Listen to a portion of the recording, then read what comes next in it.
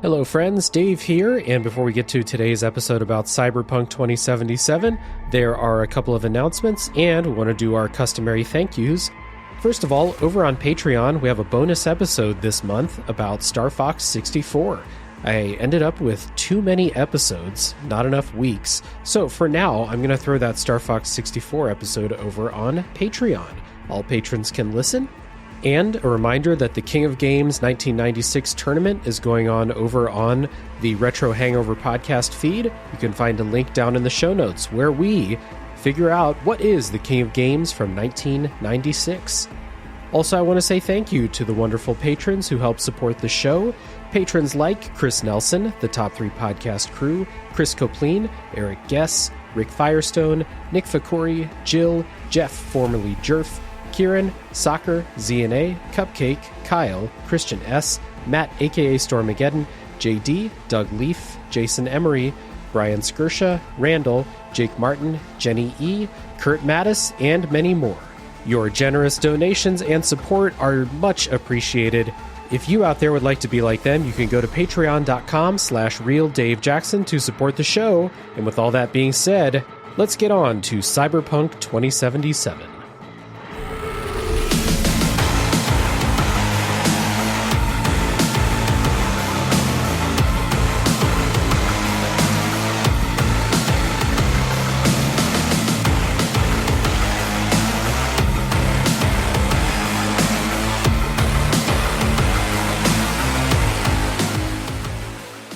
Hello everybody, my name is Dave Jackson, and you're listening to Tales from the Backlog. This is a video games review podcast where each week I'm joined by a guest to bring a game out of the backlog, play it, and discuss. My guest today is a friend of the show, co-host of Respawn Aim Fire, and he's got all the best podcasting cyberware. Welcome to the show, Adam Gumbert. Hey, what's going on, Chooms? That's right, shit. And put enough Cyberpunk or Night City lingo in this outline here. What's up, man? It's good to have you on the show. Yeah, thanks for having me. A long time coming, and what a perfect game to pick me for as well. Absolutely, yeah. Today we're going to talk about Cyberpunk 2077. We'll also be talking about the Phantom Liberty expansion, both of which were developed and published by CD Projekt Red for contemporary consoles and PC in 2020. If this is your first time listening today, thank you for stopping by. Here's how spoilers work on Tales from the Backlog. We will be talking about everything that we can without spoiling the story for a while, and then we will warn you when the spoilers are going to start. There's a timestamp down in the show notes for when that spoiler wall is. So if you don't want to be spoiled on Cyberpunk 2077 or Phantom Liberty, you can tap out when the spoilers begin. I will also say up front that this episode we're going to talk about today is solely about the video game. I don't have any experience with previous Cyberpunk media, including the tabletop game that this was adapted from. So just up front, this is about the game only, not as an adaptation of a previous thing, at least from my perspective. And we'll talk a little bit about our personal histories with this in a bit. But first, we've prepared some elevator pitches for what Cyberpunk 2077 is. I say CDPR takes you all the way from that Eastern European fantasy of The Witcher to West Coast US future dystopia, but keeps what put them on the map as a studio in the first place. Adam, what would you say? I would say Cyberpunk 2077 is an open-world RPG filled with mercs, tech, and spies in a world that bleeds the word cool. Hell yeah. Neon is also a big capital word you can put in there if you want. Yeah, exactly. Throw anywhere in those previous two sentences, just throw the word neon anywhere you like, it'll fit. I played this on PC.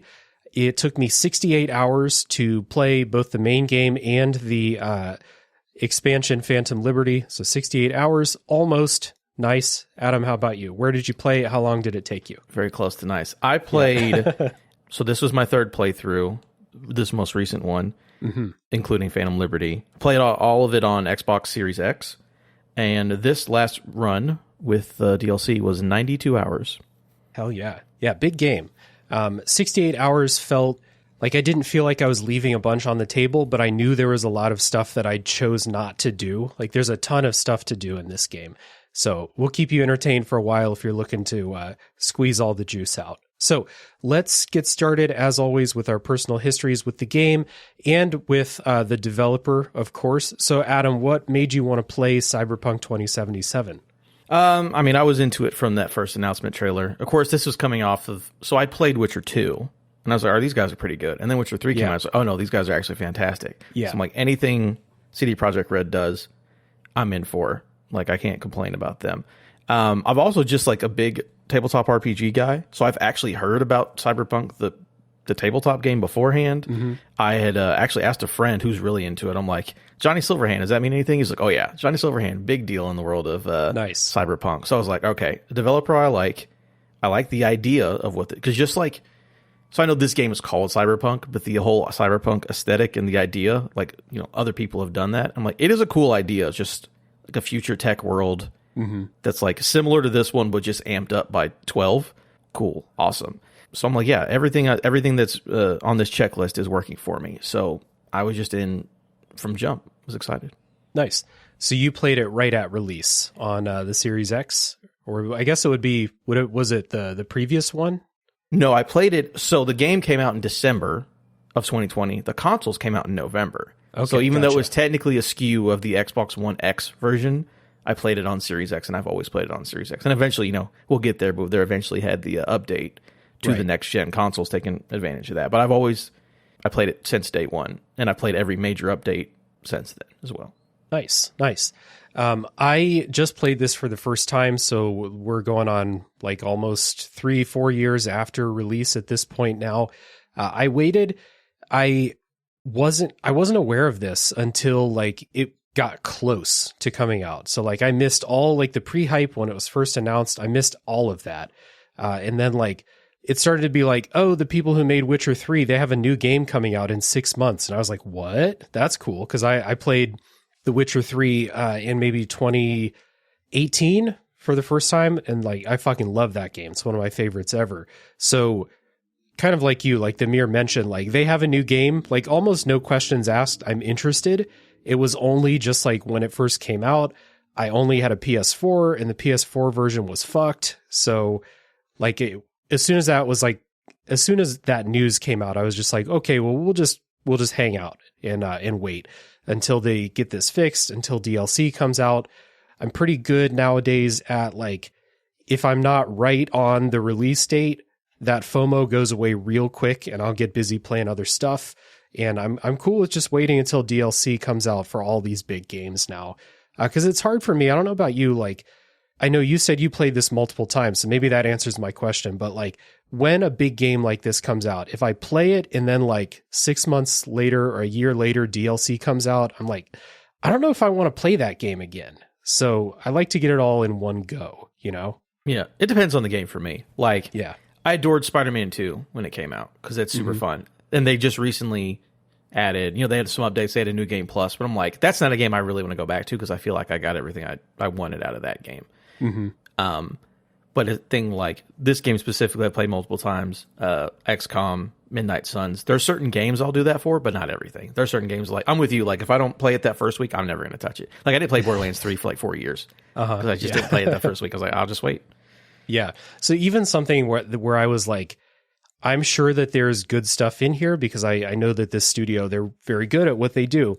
I was still cool with waiting for a long time. And to get into our quick opening thoughts here, I'm glad I waited. Number one, waited until it was all fixed up, patched up, kind of revamped as they worked their way through the major patches, and then the DLC came out. I'm really glad I waited so I could get it all done in one go and have the best experience I could because I really, really like this game. This is an excellent game. I had a great time. The first-person combat ended up being a lot more fun than I thought it would be. We'll talk about that when we talk gameplay, of course. But what I'll really take away from this is the setting that they created, the group of characters that they created, and the unique situations, we'll say, that they put our main characters in, and the way that like they told this story through these people. It was absolutely fantastic. And it left me wondering why I ever doubted that they would, because it's like I said in that elevator pitch, all the stuff I loved about The Witcher is here too. It's just in a much different setting, but I love this game. This is great. All right. Yeah. I echo a lot of that. playing it now for, this time, it's like, it's everything I would want out of an open world RPG. Just like the idea of like, here's a cool world. Again, like the city feels like a cool place to be in. Yeah. Just like, with Witcher 3, all these characters and all these random, it's like all the side missions going to be whatever. And it's like, oh no, this is actually really well written and this is like really meaningful and this is really awesome. All the actors, I mean, we can get into like the big names, but everyone's really good. I'm like, oh, these are all, especially, I mean, we'll get into it, but like the way that they frame conversations with characters. I'm like, oh, you guys are just making an art piece every time you sit down and talk to a character. I like that. It's got twists and turns that were great. And then the main message of like, fuck corporations. I can never get enough of that. Cause it's just like, they're not good. Let's stop, pretending. In case anyone knew, like, this game takes that stance from the very beginning and keeps it going until the very end. Just always part of the plan there. So cool. Let's listen to some music. We'll come back and we'll set up the story for Cyberpunk 2077.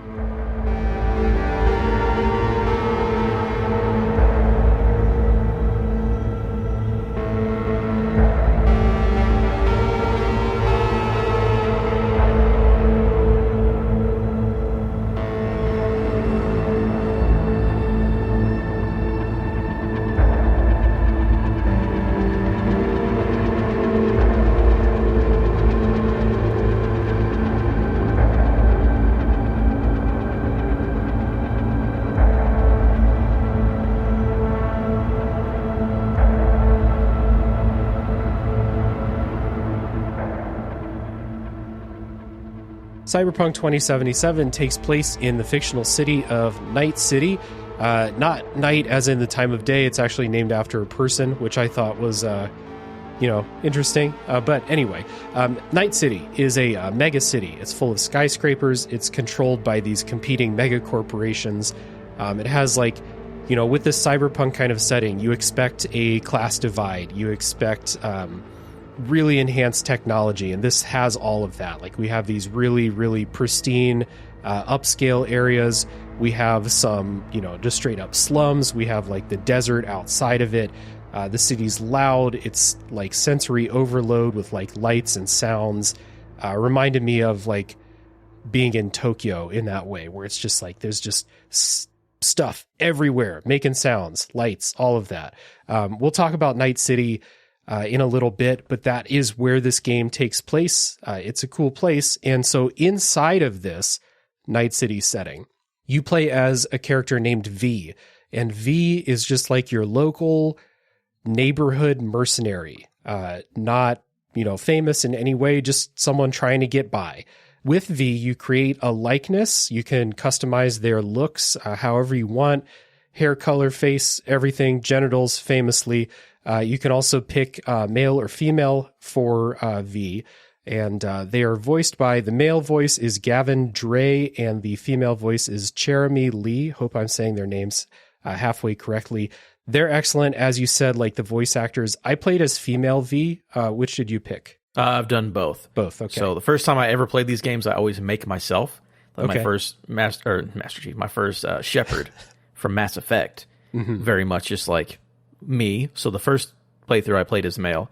Second playthrough and third, I went with female because I kind of like the voice actor a little more. They're both very good, but I really like the delivery of the female V. So I was like, yeah, let me check that out. Yeah, something about the way, I don't know, something about the game made me feel like the female V would be more canonical, and no regrets for that decision, especially with a lot of the other characters, because this is a game that's full of like just badass women in all kinds of character roles throughout. There are a couple like huge characters that are men, but I would say like 7 out of the 10 biggest characters in the game are all women, and it's pretty cool. So my V fit right in with that. Real quick though, a little piece of trivia for you, because I don't know where we would get to it anywhere else. I read an article, it was a couple months ago, that the way that they wrote the missions was they gave some of the mission designers like the pronouns of he, and they gave the other one she. So the missions are written from both perspectives without telling the mission designers that like there's no canonical character. So some missions were written for a female V and some were written for a male V. So they're like, we wanted to keep balance no matter how you played it. Gotcha. So I think it's just like an interesting way to do it. It's like, hey, let's not tell them, but like this is actually, you get to do whatever you want, but let's just tell them to write it from this perspective. So like, gotcha. I feel like that lends to the game feeling like you're having your own story no matter what. Like you said, like there's amazing characters, you know, across the spectrum of just people and genders and all that kind of stuff. But like, I feel it all fits very well. Yeah, 100%. I was going to say, like, nothing about any of the character writing or anything felt like they were forcing in, you know, pronouns to fit or something. It all felt really natural. Yeah. So V is, again, a low-level neighborhood mercenary just kind of doing little jobs. And V and their friend named Jackie have this dream together of just making it in the city. You know, like they're just neighborhood punks, kind of, and they just want to make it. They want to make it big. They want to be legends. They want to be famous. You know, big, vague dreams, you know, that like I feel like a lot of maybe like teenagers will have at some point in their life. This is what they want. They just want to make it. They don't know how, but that's what they want. So they get an opportunity, we'll say, yada, yada, yada. They go on this mission. Things go poorly. And as a result, I'm going to tiptoe around what actually happens there because it's a great thing to experience, the way this story really kicks off. And we'll talk about it at the beginning of the spoiler section. But let's just say yada, yada, yada. V pisses off one of the big mega corporations and meets Johnny Silverhand, who you mentioned before, who's voiced by Keanu Reeves. And this is obviously not a secret. Keanu Reeves was on stage at like the gaming conventions telling the crowd that they're beautiful or whatever he's talking about. Johnny Silverhand and V are the two main characters of the story. Johnny is a fixture throughout the entire game. And I wondered, from an outsider's perspective, before I played it, I wondered, like, how's this going to work? We have a first-person perspective, so it's supposed to be, like, kind of like me. I'm able to role play this character. And then there's fucking Keanu Reeves there talking with you the whole game. How's this going to work? Is this going to stick out? And I think that this was pretty seamless. Like, Keanu Reeves nailed this. Oh, yeah. I mean, we'll get more into it. What a good choice, because Keanu Reeves, for me, regardless of how you feel about him as an actor, I think he's just like one of the most likable human beings on the planet. Like, it's very hard for me to not like Keanu Reeves and stuff. And yeah, you're right. How they pull that off, you're like, how is this going to work? How is this going to play out, especially over this large of an RPG? You know, you're going to make your own decisions. Like, how is this all going to... And I feel like it works really well. And I think him being there, I think kind of elevated it for me. Because there's a lot of really good actors. That would have been fine. But just it being Keanu Reeves is like, I like this. This is a fun choice. I like this a lot. Yeah. Like, I won't lie. Like, there were points where I was like, that's Keanu Reeves. More than like, that's Johnny Silverhand or something. Because he's such a star. And he's been such a fixture throughout, like, my life of watching movies and stuff. All basically my entire life. He's been there doing stuff.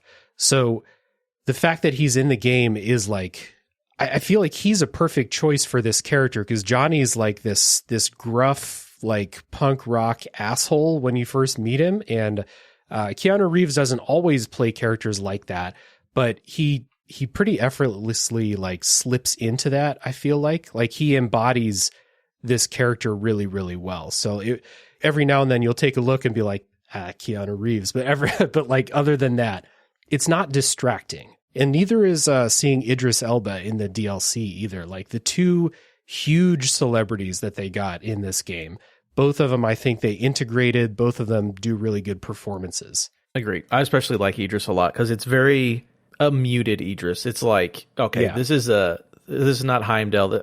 Again, he's not really typecast because he's done so much different stuff. But it's like, oh, he's definitely like doing a character of like this kind of person. And you can tell that the way that this man talks and moves, this is the kind of life that he's had. And I think it works really well. And it's also just fun to have a celebrity in a game that isn't just like a shoehorn thing. It's like, they're actually like this. They're really in it. Like they are in a lot of this. And it's pretty good. Yeah. It's before I played this, I kind of avoided every big discussion. I avoided watching YouTube videos about it. So like, I didn't know how much Keanu Reeves was in this game. He's in here all the time. It's a ton of it. And that ended up being one of my favorite things about this game is the evolving relationship between V and Johnny Silverhand. you have a little bit of agency in how you role play, how you talk to Johnny, how you want to approach this relationship, because it gets off to a bad start. So you can continue being assholes to each other, or you can try to, find some common ground or something. But like, I think that one of the main plots of this story is this evolving relationship, which is really, really well done.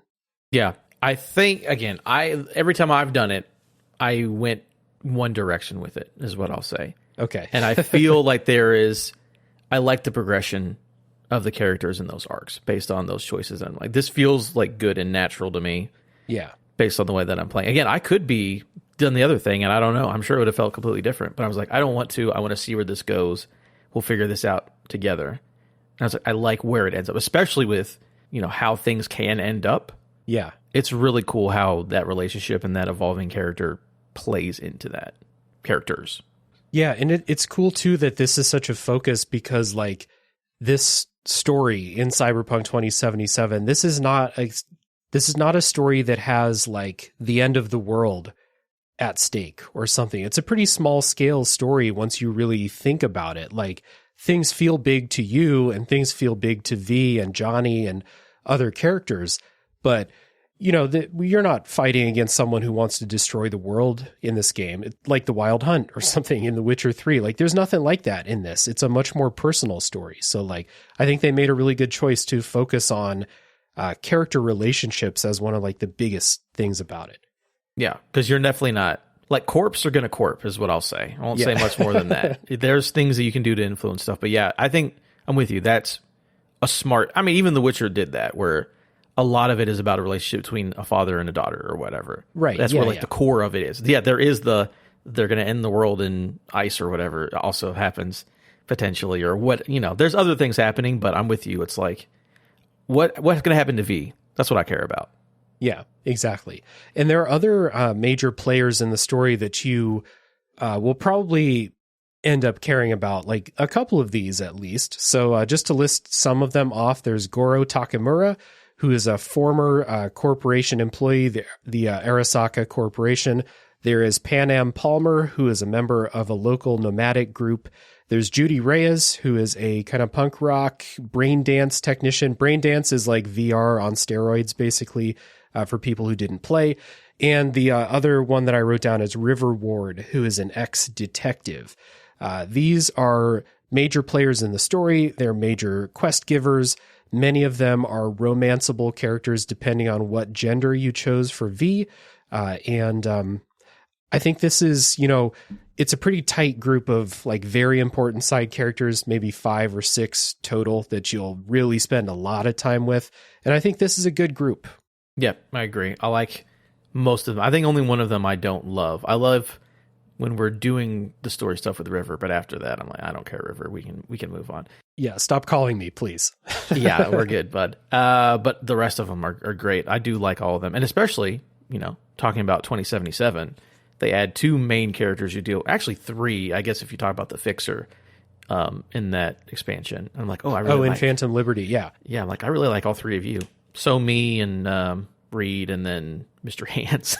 Yeah. I like the Fixer's cool in Phantom Liberty. So me / Songbird is a cool, mysterious character. And then Reed, who is, that's Idris Elba's character. So cool group of side characters too. You'll spend a lot of time with them, and a lot of them I actually did like spending time with. And they serve to give you different windows into different like ways of life around Night City. Like I said, Pan Am is part of this nomadic tribe. They live out in the desert outside of the city. Judy is part of like this kind of criminal underworld with these brain dances. Like she's not exactly on the up and up with everything. Takemura is from that corporate world. River is from the police in the city. So you get a lot of nice windows into those different groups, different lifestyles as well. And then the ones in the DLC are like completely different. They're like from the government. Oh yeah, the DLC is a different genre of video game in Cyberpunk. It is wild. It's pretty good though. Yeah. So let's get back and talk about Night City. Let's kind of set up the place where all of this is taking place. So I got the feeling, I didn't do a ton of research on this, but I got the feeling that this is like a combo of like LA and San Francisco, something like that. Definitely West Coast. You've got your proximity to the desert. You've got the ocean right next to it. You've got these great big bridges, lots of elevation and verticality, I will say, in the city. Not like tall buildings. I mean like verticality within like streets stacked on top of streets sometimes and stuff like that. So that's kind of the feel that I got from it. Also the big Japanese and Hispanic kind of communities within the city too. Yeah, kind of like what is it in is it San Francisco in Big Hero 6, the city that takes place? That's a good question. I've never seen that. Oh yeah, it's like a mix of like Japanese and like Western US culture.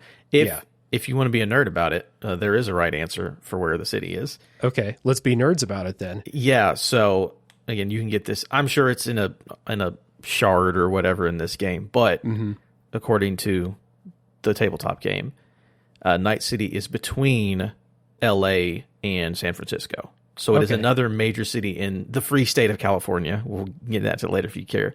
But yeah, it's another city that is, again, the main thing about this, of course, is that, so we talked a little bit about corporations and all stuff, but so basically the government isn't really as much of a thing anymore. And the government basically gave a bunch of power to corporations. And like, so corporations literally can wage war on each other and have like their own armies and stuff like that. Yep. So Night City has Arasaka, which is a Japanese company, as like the main center of the city. So that's why you have a lot of that Japanese like holdover for like traditions and stuff like that, because there's a Japanese corporation kind of running this city, but it is a U.S. city on the coast between L.A. and San Francisco. Yeah, there's some like side quests you can do where you kind of get into the world of politics in Night City, and you realize that like these people who in like the real world, they would be powerful politicians. They basically have no power or autonomy of their own in Night City. It's all corporation run. I mean, yeah, you'll have characters, mention that they were in the military, and it's like, oh no, like I was in the army for a corporation. Yeah. Like legitimately, I was a soldier for X company. And it's like, wow, all right, that's what we're doing. Yep. So Night City itself, the whole game takes place in Night City, basically Night City and the surrounding desert. So it's one of those open worlds. It's a big city. You can go anywhere you want, but it is all contained in this one area. So as a setting for this, I like the way that they have these distinct districts in the city, different feels to the different areas you go, even within the city itself. Like, Japantown feels different from like the corporate center and stuff like that. It's a really crowded place. There's a bunch of NPCs everywhere. It's not a game where like the attention to detail goes all the way down to like, if you watch this NPC, they'll go through their daily routine or something like that. It's not one of those, which I think CDPR kind of set up that expectation for this, and like the expectation that you can like go in all the buildings and stuff. It's not one of those, but you're moving around the city so much that like everything in passing, I feel like the illusion is okay. It's fine. Like if you stop and like watch a street vendor for 30 minutes, you're wasting time. But like for how you're going to interact with this world, driving from place to place, popping into these neighborhoods to talk to a job fixer or something like that, I think that like the illusion of this bustling city is set up well enough, Yeah, I think that honestly, it's kind of a crazy expectation we've all had. We're like, can I go in every building in this GTA game or whatever? It's like, that's never really been a thing. But with you, it's like, it looks good as you're on your way to a thing, which is like a set, like, oh, this house is set up for an encounter. And like on the way there's cool. You'll see like someone walking down the street or there's a cool car or whatever. But yeah, don't stop and look at that stuff. Get to the house where the cool encounter is. Don't pay too much attention to that other stuff. Yeah. Like the street markets are busy, but people are mostly just standing in place. But like if you're playing it, I think the way they want you to, where you're like, you're going through the street market to get to another place, or you're going in there to talk to somebody, like it looks convincing. It looks cool. Did you feel like when you were playing this that you could like learn the city, like navigate without the mini map or like memorize, where locations are and which highways to take to get there and stuff like that?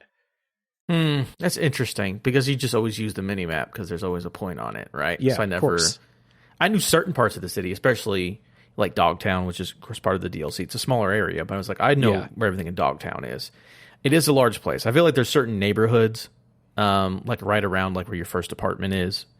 I kind of got that, but like once you got into like the Badlands or whatever, it's like there's a long road and there's a lot of desert out here, which I guess is how it's supposed to be. But I think districts feel distinct. If you asked me how to get from here to here, I don't think I could tell you. But I also fast traveled a lot, so there's part of that. Okay. Yeah, I didn't fast travel all that much, but I still couldn't tell you like how to get from one place to another place. It's just part of it is using the mini map when you go around. Like you said, like we all do it. They put mini maps in these games. They know what they're doing. And the other part of it is that I think the actual like design of how the roads like intertwine with each other and stuff, it's not super neat. Like it's not designed to be like everything's in this like perfect grid and like it's just very easy to, it's not like, numbered streets like New York City or something like that. It's kind of a mess. And I like that about the design.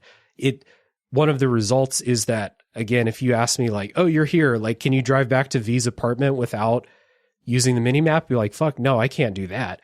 But I like the way that the city looks when you're driving through it. You have all these highways like twisting around amongst each other and stuff. It's cool. So like, I think that's a cool part of the design of the city to, give that feeling that like this wasn't all planned like this. It just kind of like grew up over and around other stuff, Yeah. One of my favorite neighborhoods is, I don't know, you'll know it because there's like flamingos in the yards or whatever. It's like the one part that looks like a normal, not a full suburb, but like that kind of idea. And it's just between like two highways. There's just like a couple blocks of houses that were just like, this is where they were and we build up around it. Yep. And get on an on-ramp, I guess, if you want to figure out how to get back the other way. Yeah, RIP to those people if they don't like the highway noise. Yeah, you should move somewhere different, I suppose. You should have been richer in Night City. Yeah. Another thing about the city is that it is taking place in this like future cyberpunk kind of setting. So we have super advanced technology to the point where everybody's got cyberware modifications. But I like the way that this kind of plays into the class divide. That's like a big part of every single cyberpunk story ever, like in the genre, right? So like you have like the nice areas and you have the slums and everything in between. I liked how the cyberware that people have, it's really noticeable like who's poor and they have like low quality cyberware versus like the rich people that you meet that have like crazy shit that I wouldn't even have like dreamed of as their modifications, I thought that was cool and like a nice world building touch. Yeah, all the rich people, it's like they have a lot of cosmetic cyberware. Yeah. Where it's just like, I don't know, this dude's like got these, and it's all gold plated. It's like he's got these gold plates in his eyes, I guess because his skin was sort of saggy. So he just put $1 million in his face to put gold plates and make it look better. And then I like how some of like the gang members and stuff, it's like, oh yeah, like, I've got this smart link in my hand, which lets me use smart guns, but it's actually just like a dragon tattoo because that's how we do it around here. We're just, it's not all chromed out. Chromed out, that's the thing they like to use. It's like, it's not pretty. It's used for a very specific reason, and they throw a little flair on it. Yeah, there's a bunch of like low budget, like, you'll see someone with like a prosthetic leg or something like that, and you can tell like who's got the money for the nice prosthetic leg, not this guy. Also kind of along those lines, this goes into the world building too. It was pretty clear to me that when brainstorming like how people use this advanced technology in the city, CDPR was kind of like, so they're saying like, okay, we have this year 2077, cyberware modifications, super advanced technology. What are people going to use this in this future capitalist dystopia? Okay, so it's going to be like 70% weird sex stuff. That's like all the advertising you see in this game is either for like cyberware modifications or like the relic thing, which we'll talk about in the spoiler section. And then the rest of it is just sex stuff. Like anything you want. Yeah. Any body part you want, we got you covered. There's a lot of Mr. Stud.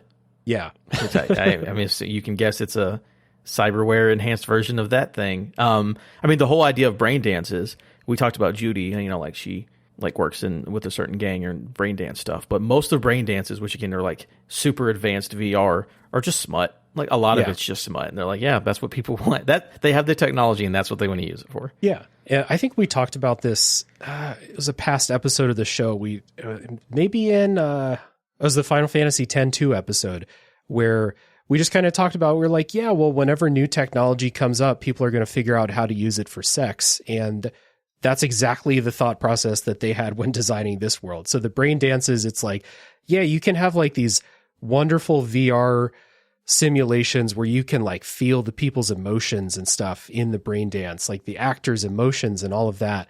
But most of it is not used for that. Most of it is just weird sex stuff. So as it should be. True to real life. Yeah, exactly. That's real life. So because of that, sometimes the writing can feel like a little bit childish when you're like watching advertisements and stuff.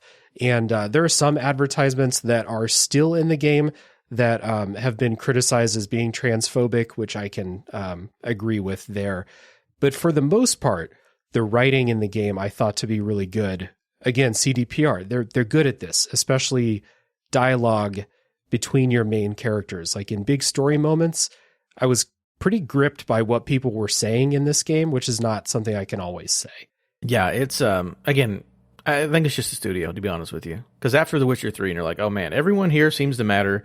The smallest thing has a big impact, and they just continue that here. Where, again, I think it really helps also with the voice actor. Like I said, having V as a voice actor, you know, having those emotional moments so well, being upset.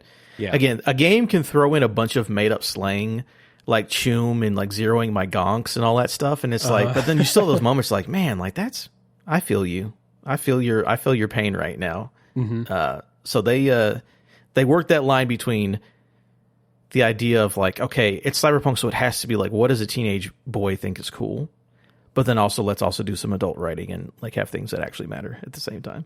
Oh yeah. Like, so with all the weird sex stuff, we have like the quote mature stuff, right? It's mature for adults, but how mature is it really? But the other stuff, like the dialogue that happens between V and Johnny a lot of times, or like the situation that you find a lot of characters in, that is like really well handled, we'll say. Like you're dealing with some really delicate situations, some really traumatic situations. And I thought that the writing was like consistently really good when setting up those scenarios, when characters talk about it. There's a lot of bad stuff that happens to people in this game, especially if you do a lot of side quests. It's like almost universally bad stuff that happens to people. And a lot of the dialogue surrounding that stuff is just pretty consistently great. Like I was really impressed by it. Yeah, there's one in particular, again, not going to do spoiler stuff yet, but the one with the guy who got out of prison and is trying to repent for his sins. Yeah, it's a famous side quest chain. Yeah. Very good. It's like, oh yeah, like I get all the emotions. I get what's going on here. I get how people are trying to take advantage of this, how this guy actually feels, how these other people who are affected feel. And it's like, okay. And again, that could be in the middle of you know, going to pick up a Mr. Stud after watching a brain dance. But it's awesome that it's also in there because that's a thing that also happens in this world. Mm-hmm. A lot of the side quests are, again, this is something continued from past games by CDPR. They often subvert your expectations for what's going to happen in the side quests. Like gameplay-wise, a lot of the side quests are pretty standard. You go to this place, you kill a bunch of people, and then you collect your money. But the story content in there is like, it's either consistently really fucked up and like showing a side of like how people live in Night City and like the bad things that can happen to people. Or you do get some of those trademark, like that quest you talked about with that prisoner, where it's like you went to this quest expecting one thing and you got something you could have never predicted. And what actually happened was way better than what you thought was going to happen, which I thought was a trademark of, or a hallmark of The Witcher 3.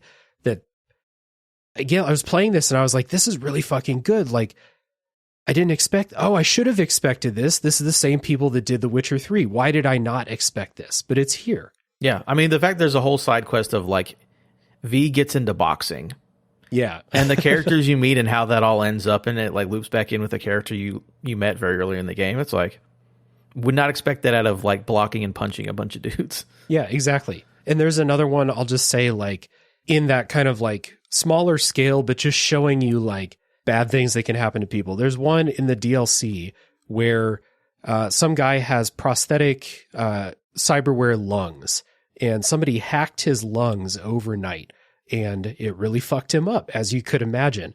And what happens in that story is not super special beyond that point, but it gives you something to think about as like, this is how people live and like things that can happen to people here. And it's all, I don't know, there's just that one little like idea. They're like, hey, wouldn't this be fucked up if someone hacked your lungs? We're going to make that a side quest.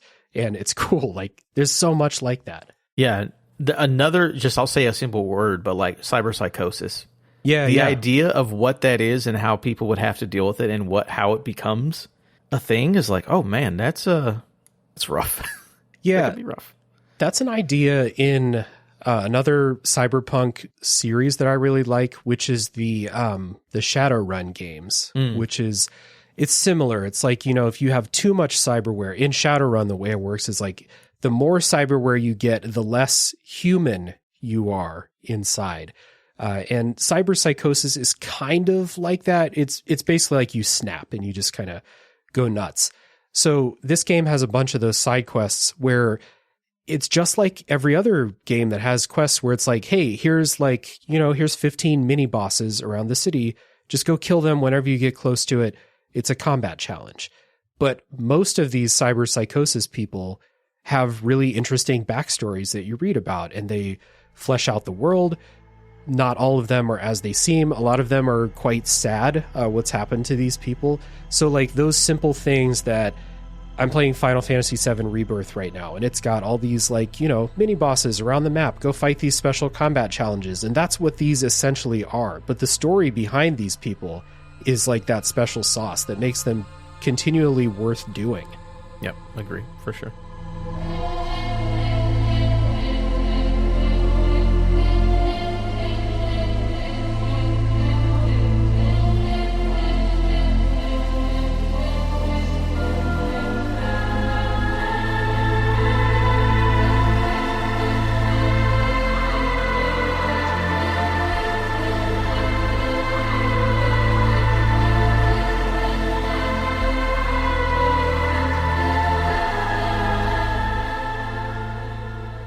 I got a question for you about pacing in Cyberpunk. So this is one of my biggest, I don't know if I'm ready to call it a critique, but a big thing that affected my experience.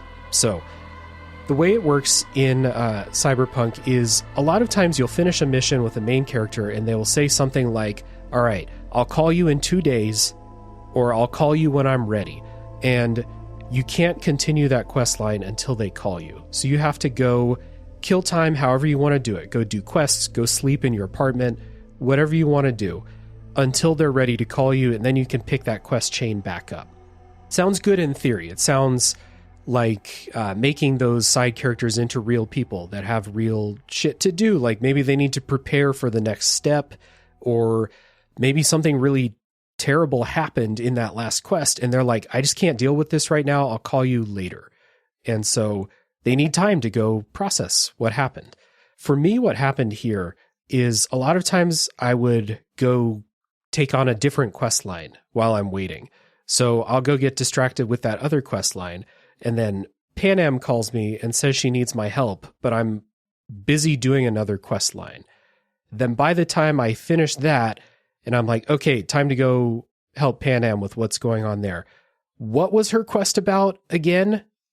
That happened to me a bunch of times in this game, and it really affected how Pan Am's quest, Judy's quest, and Takamura's quest lines all kind of like hit with me, because at separate points in all of them, I forgot what we were doing because I had to wait and go do other stuff in the meantime.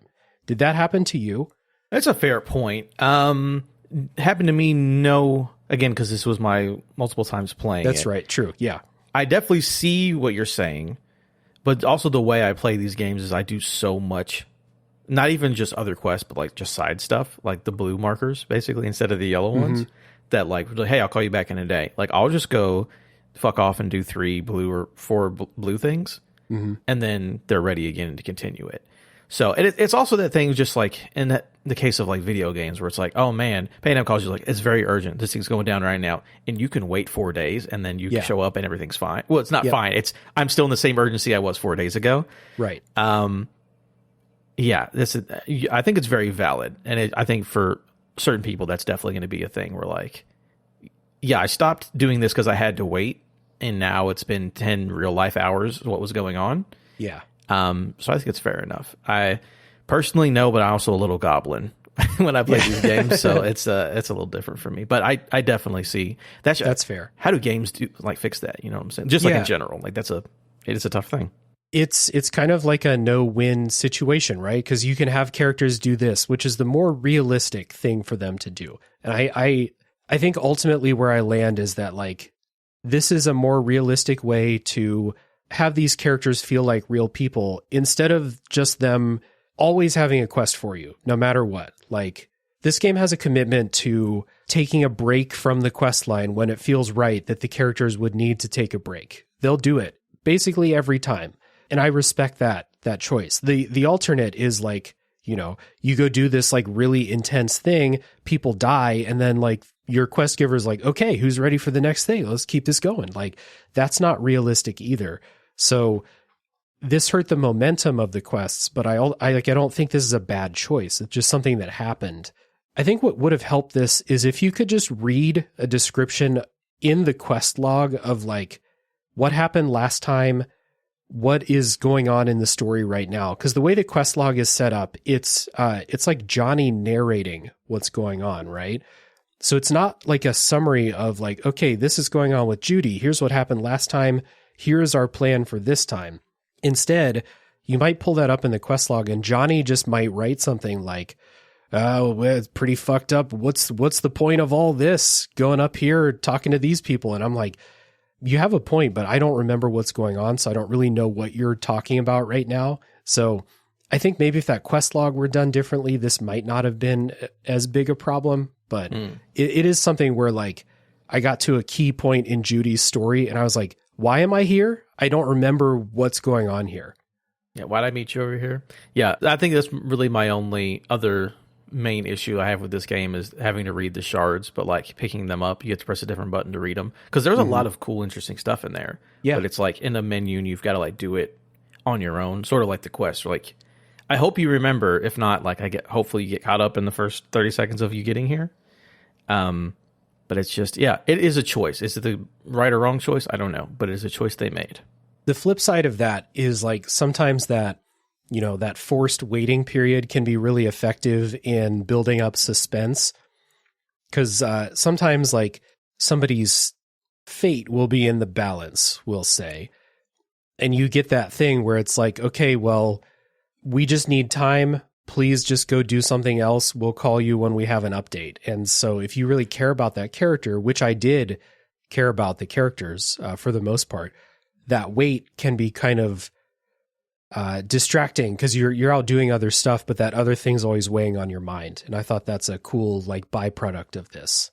There is one specific instance of that in Phantom Liberty where it's like, I will call you back after I do a thing. And I was like, and we'll get to it. There's a reason in that DLC to maybe be worried about having to wait for stuff. Yeah, yeah. And I was like, you're saying this, but I don't know what's actually about to happen. So I was like, please call me back as soon as you can because I am worried about what's actually going to happen. Yep, absolutely. Yeah.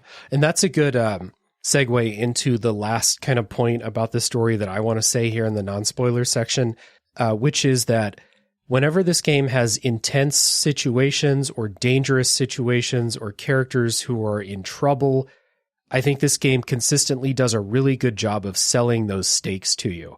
Like you always believe, despite the fact that this is a video game and like, well, in gameplay, I'll talk about this more, but I never felt like I personally was in danger, but they sell the danger that other characters find themselves in, and they sell the scope of like these situations that you find yourself in as well. So like, despite the fact that I have not died in literally 45 hours, I'm fine.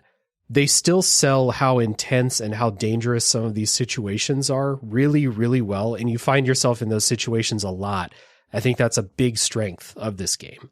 Yeah, it's like my V is a god, but not everybody else is. So Right. I've got to, they still have stakes, even though, I can do some pretty outlandish stuff. Some bad stuff can still even happen to me. Yeah. But I'm really worried about everybody else because you do care about that crew. Yeah. I think that it's like a nice way to just bring back like these big strengths of voice acting, dialogue writing, and scenario writing to kind of sell these stakes to you, because it's not something that every game or story can do all the time. And then the thing that's going to bring us into the next section of the podcast is the last part that sells this is how good the music in this game is. So let's listen to a little bit of that and come back and talk a bit more.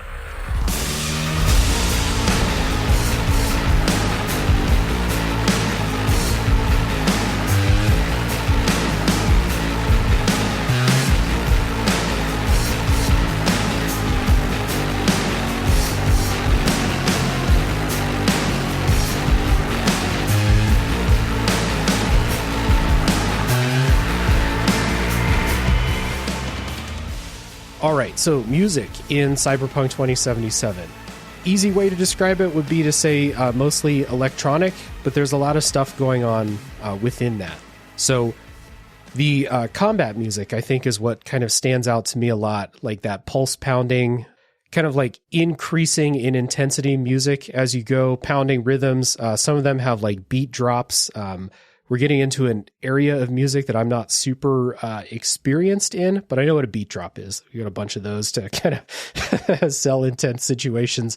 Some of that music reminded me of Hotline Miami in the way that like those loops just keep going over and over and over again in that intense way. So that's where I'll start. I think like combat music and then music selling intense moments again, really, really good. Like excellent here. Yeah, especially the thing that will stick in my mind, people have like motifs and stuff they can always remember. Like, I know the Avengers, da, da, da, da, whatever. That thing sticking in your mind. The end of the combat music is that little guitar. I don't know if it's a guitar or electronic, that little at the very end of every time you've like finished a combat, you're like, I know I'm in the clear. That'd always be in the head because that's, again, it gets the blood pumping for sure. Especially because, you're pulling out swords and guns and jumping around and doing, you can do some pretty crazy stuff. So it's like, it feels kinetic because everyone else is also doing crazy over the top things. Yeah. I'm with you. It adds some energy and tension, I would say, to combat specific. And then a lot of those intense scenes, like I'm thinking of one really early in the game where you're hiding, but you're watching some really crazy shit go down. And the music is like, it's kind of laid back, but it's very intense at the same time. And that's like, I think one of the big strengths of this soundtrack is that at its core, it's background music, but it adds a mood to everything that's going on, which is in this game, it's mostly intense and messed up things going on. But if you listen through the soundtrack, I don't think it's going to be a soundtrack that like you're going to pick out a bunch of favorite melodies from. It's not like a JRPG soundtrack or something, but it's just really, really excellent. And there's a lot of games that I play where soundtracks like this don't really stand out to me, but it did in this game. Like a lot of times you'll be playing, you'll be like, wow, the music is just like really great right now. It's not this like beautiful melody that's going to make me cry when I listen to it 6 months from now on YouTube or anything, but like it's just perfect for the situation you're in. Yeah, and especially when they use it to punctuate, we'll get into it because we're about to get into visuals and other stuff, but like I love when they sit you down and they're like, you're not locked in, but it's like, you're going to basically, we created a scene and you're going to look at this scene and it looks phenomenal. Yeah. And then that's when you really know. Because I'm with you. Like, I think the good thing about music or sound design is like when you don't notice it, it's just a part of your experience. You're not like picking it out, which is like, could be a good or a bad. I think in this game, it's a good, it's just part of what I'm doing. I'm not just like listening to every little, key being played on a piano or whatever. But yeah, especially when you're sitting down to focus on a thing that they want to show you, that like, look at this cool thing we did. Yeah, I think it adds to that, to the beauty of the thing that they're making. Yeah. Yeah, the aesthetics of this game are just really good across the board. So music's part of that. Oh, one more thing about music. This game has a punk rock side to it too. stemming from Johnny Silverhand as a character and his backstory. And did you ever watch Lost? Yeah, I watched a good amount of Lost, not all of it, but a lot of it. Okay. One of the characters in Lost, Charlie, was a rock star, and he's in this band that is, it's real bad. The song that they got famous for in that show is terrible. It's an awful song, but it's like awful in an endearing way, I suppose. The music, the punk rock songs in this game are kind of like that. Like, I'm not sure that I would listen to them outside of the context of this game, but like there are scenes where you're at like a punk rock concert and you feel that energy, and it's really good. So like, I'm not trying to shit on like those songs in particular, but like that's the vibe I got, like a real Drive Shaft vibe from the band. Samurai is the name of the band. But like you do take part in those concerts, and I thought those were really fun, energetic scenes. Yeah, I mean, I didn't grow up with a lot of the punk rock stuff, but I'm like, I get it. It's like I'm an angry teenager, and like, I'm screaming a lot, but it's like there's some good energy here, though. I get why you guys are into this. And this game has that whole "fuck the corporations" thing, and that's like a core tenet of punk rock. So Johnny is a child. He's absolutely a punk rock child. Who hates corporate. That is his whole gig. And his whole deal. Yeah. He embodies that perfectly. Yeah. Yeah. Visuals for Cyberpunk. Again, I think you set it up, so we'll talk about this again. Like, this game makes a point to, when they sit you down or when they decide, like, you're going to look at this, you're going to look at this scene, we framed this thing up. All of those things look great. Night City, within Night City, and then times when you're outside of Night City, like looking out at the city, or maybe you're inside looking out at the surrounding area. Like, every time they frame up something like that, it always looks really, really impressive. Yeah, they love to do that, because again, the lighting and the music and everything and the character models are great. But it's like, okay, you're going to sit down at this bench. The character you're talking to is going to be on your right. There's a big red neon sign behind them. So this side is the side that they're on is completely lit up red. And then the ocean with a bunch of towers with white light is to your left. So you're just sitting there looking at, like, I'm basically looking at a painting of a cyberpunk city while Idris Elba's talking to me. And they just do that over and over and over again in different scenarios and different environments and stuff. And it's like, so I know specifically you played it on PC. Mm-hmm. And I think you have a pretty decent machine, because like when you turn on that RTX and all the bells and whistles, this game is wild. Yep. Yeah, it looks fantastic. There's a lot of those scenes when you're like looking out at the city at night and you've got all of like those neons going on, and that's really impressive. Places like Japantown, where they have like those like LED paper lanterns all around like the area. It looks really great, especially at nighttime. You reminded me of a scene. Well, actually, I wrote in the notes and then forgot, and now I'm looking back at the notes and it's here. But there's a scene in the DLC where you're sitting in a park with somebody talking on the right, and there's two people playing basketball in the park. And this is a shot. You would see this in a movie, right? People sitting in the park, and in the background, there's people playing basketball. And they took the time to animate people actually having like a several minutes long basketball game. Because I watched them. I was like, they're not doing the same animations over and over again. They're not repeating anything. Like, they literally mocapped two dudes playing one-on-one for like 20 fucking minutes. So like, this game is crazy expensive. It took forever. They put it out before it was ready. So like, you can ask, like, should they have mocapped two people playing basketball for 20 minutes for one dialogue scene in a park that you may never go back to again? Should they have done that? Who knows? But they did it, and it adds a lot to the experience. It's really impressive. Yep.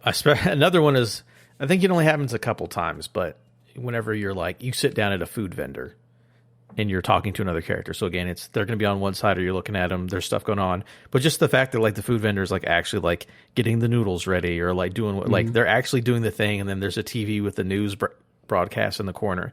And the whole time I'm really just talking to my bud about like going to rob somebody. But every in those moments, they're like, all right, we're going to focus in and we're going to really give you a scene to watch. Yeah. Yeah. Those background details are great. Speaking of food, if you like low poly food, this game has some of the funniest food out there.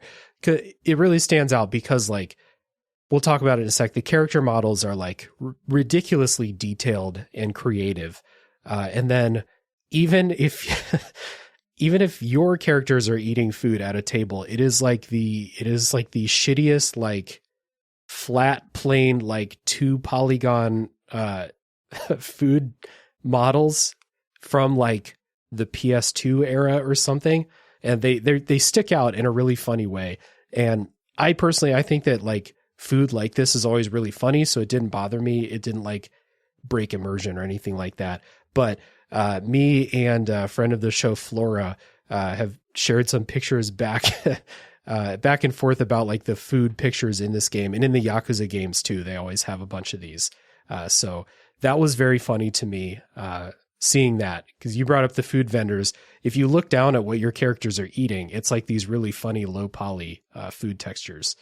Yeah, as long as Jackie looks cool when I'm talking to him, I don't care that his pizza is made out of like 7 polygons or whatever. It's fine. Yeah. So character models, that's another thing I wanted to talk about. Character designs. Like you said earlier, people have like these intense cosmetic, a lot of times, cyberware enhancements. So like these people have like these beautiful like gold lines like going down like their neck and into their chest, or like down the sides of their face, or any number of like, use your imagination. Think, how might somebody modify their body with this cyberware? They've thought about it in this game. They've thought about like, you know, what role this character has. Is this a villain where they're going to look scary as fuck? Like there's one guy early in the game whose entire face is replaced by this big red, like laser light. And it looks wild when he like leans down and gets in your face and tries to punk you. Whoever designed that, there's like, you know, this guy doesn't need a face to live. He's just going to be like this monster. And he looks like that. And then everybody else, like Johnny with his silver arm, V with the cyberware enhancements that you can do. Other characters, like most people have some of this going on. So, and this is just cyberware, like not even just talking about unique faces and stuff like that. All that stuff is real good, real creative. Yeah, there's characters who are like, you know, someone said I couldn't sing, so my entire throat is replaced with a cyberware enhancement. So I have a different throat, so I can sing now. And again, it's really interesting of between like a cosmetic factor versus like a character choice versus, again, there's a character whose entire skin, top to bottom, is chrome. Yep. Or just like a weird metal, like a metallic I was just going to thing. bring her up. Yeah.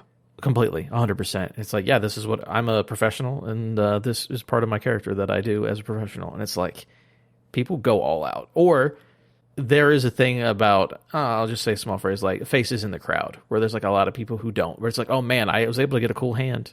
Mm-hmm. And it's like, awesome, this entire lady's skin is metallic. Yeah. But like, and it's that much of a range of how much people have or how much they don't have. Yeah, exactly. And all of that, I mean, the faces too, but the chrome on top of all of that helps make these characters memorable. Like you might not remember their name, but when you see their face, you'll be like, oh, that person. I remember them, again, because like, yeah, maybe their entire skin is replaced by this shiny chrome. All that stuff is great. I think the last thing about visuals I wanted to shout out, and I think we talked about a little bit of like the nighttime scenes, but like indoor scenes, you'll spend a lot of time inside, and this game has fantastic lighting to just make these places look unique, set up spooky places with low lighting and stuff. All that stuff is really well done. Yeah, anytime it's like I said a little bit earlier, we're like, you'll go through the city and it's nice going from place to place, but that's not important. But they're like, get to this encounter. Every like designed space is really cool. It's like, it's purposeful, and it's a little bit into, you know, like how they design it. It's like you can do a lot of things in this game that give you options to like be able to do different things, and it's designed around that. Like there's certain, like there's a simple thing like a club, like a nightclub where people go dance or whatever, and it looks really cool. The dance floor is cool. There's signs. The bar looks really neat. The bartender's cool. But then it also is like air ducts, and you can like get on the scaffolding on top, and all of that's there, and it all looks really, really neat. And it's just like, because I'm going to come in here and do a fight once in this club. Yeah. Cool. That's another thing too. Like there didn't feel like a lot of places that felt phoned in. Like they're like, we're going to put this here because we need to fill out the city, but like, you're probably never going to come here. So it's going to look like shit. Like I never found myself in a place that felt empty and boring and like not designed like that. And especially because a lot of these locations, you are just going to go there one time and you'll never go back there unless you stumble back there when you're just driving around or running from the cops or something like that. So that dedication, again, like it's a long development time and people crunched like fucking crazy and took a ton of money to make and probably led to a lot of people losing their jobs and stuff like that. It's hard to argue with the finished product when it's as impressive as it is, like as the finished product. Like the conversation of like, should they have done less is another conversation. I feel like if we're just looking at what they actually did do, it's really impressive. Yeah, I mean, there's a lot of, I could play the what if game, but what I have in front of me is really cool. So I hope everyone got paid and is happy and healthy. Yeah. But you see the time and effort put in. So absolutely. Assuming everything's well with the people who made it, very impressive, very cool. Yeah, we hope so. Yeah.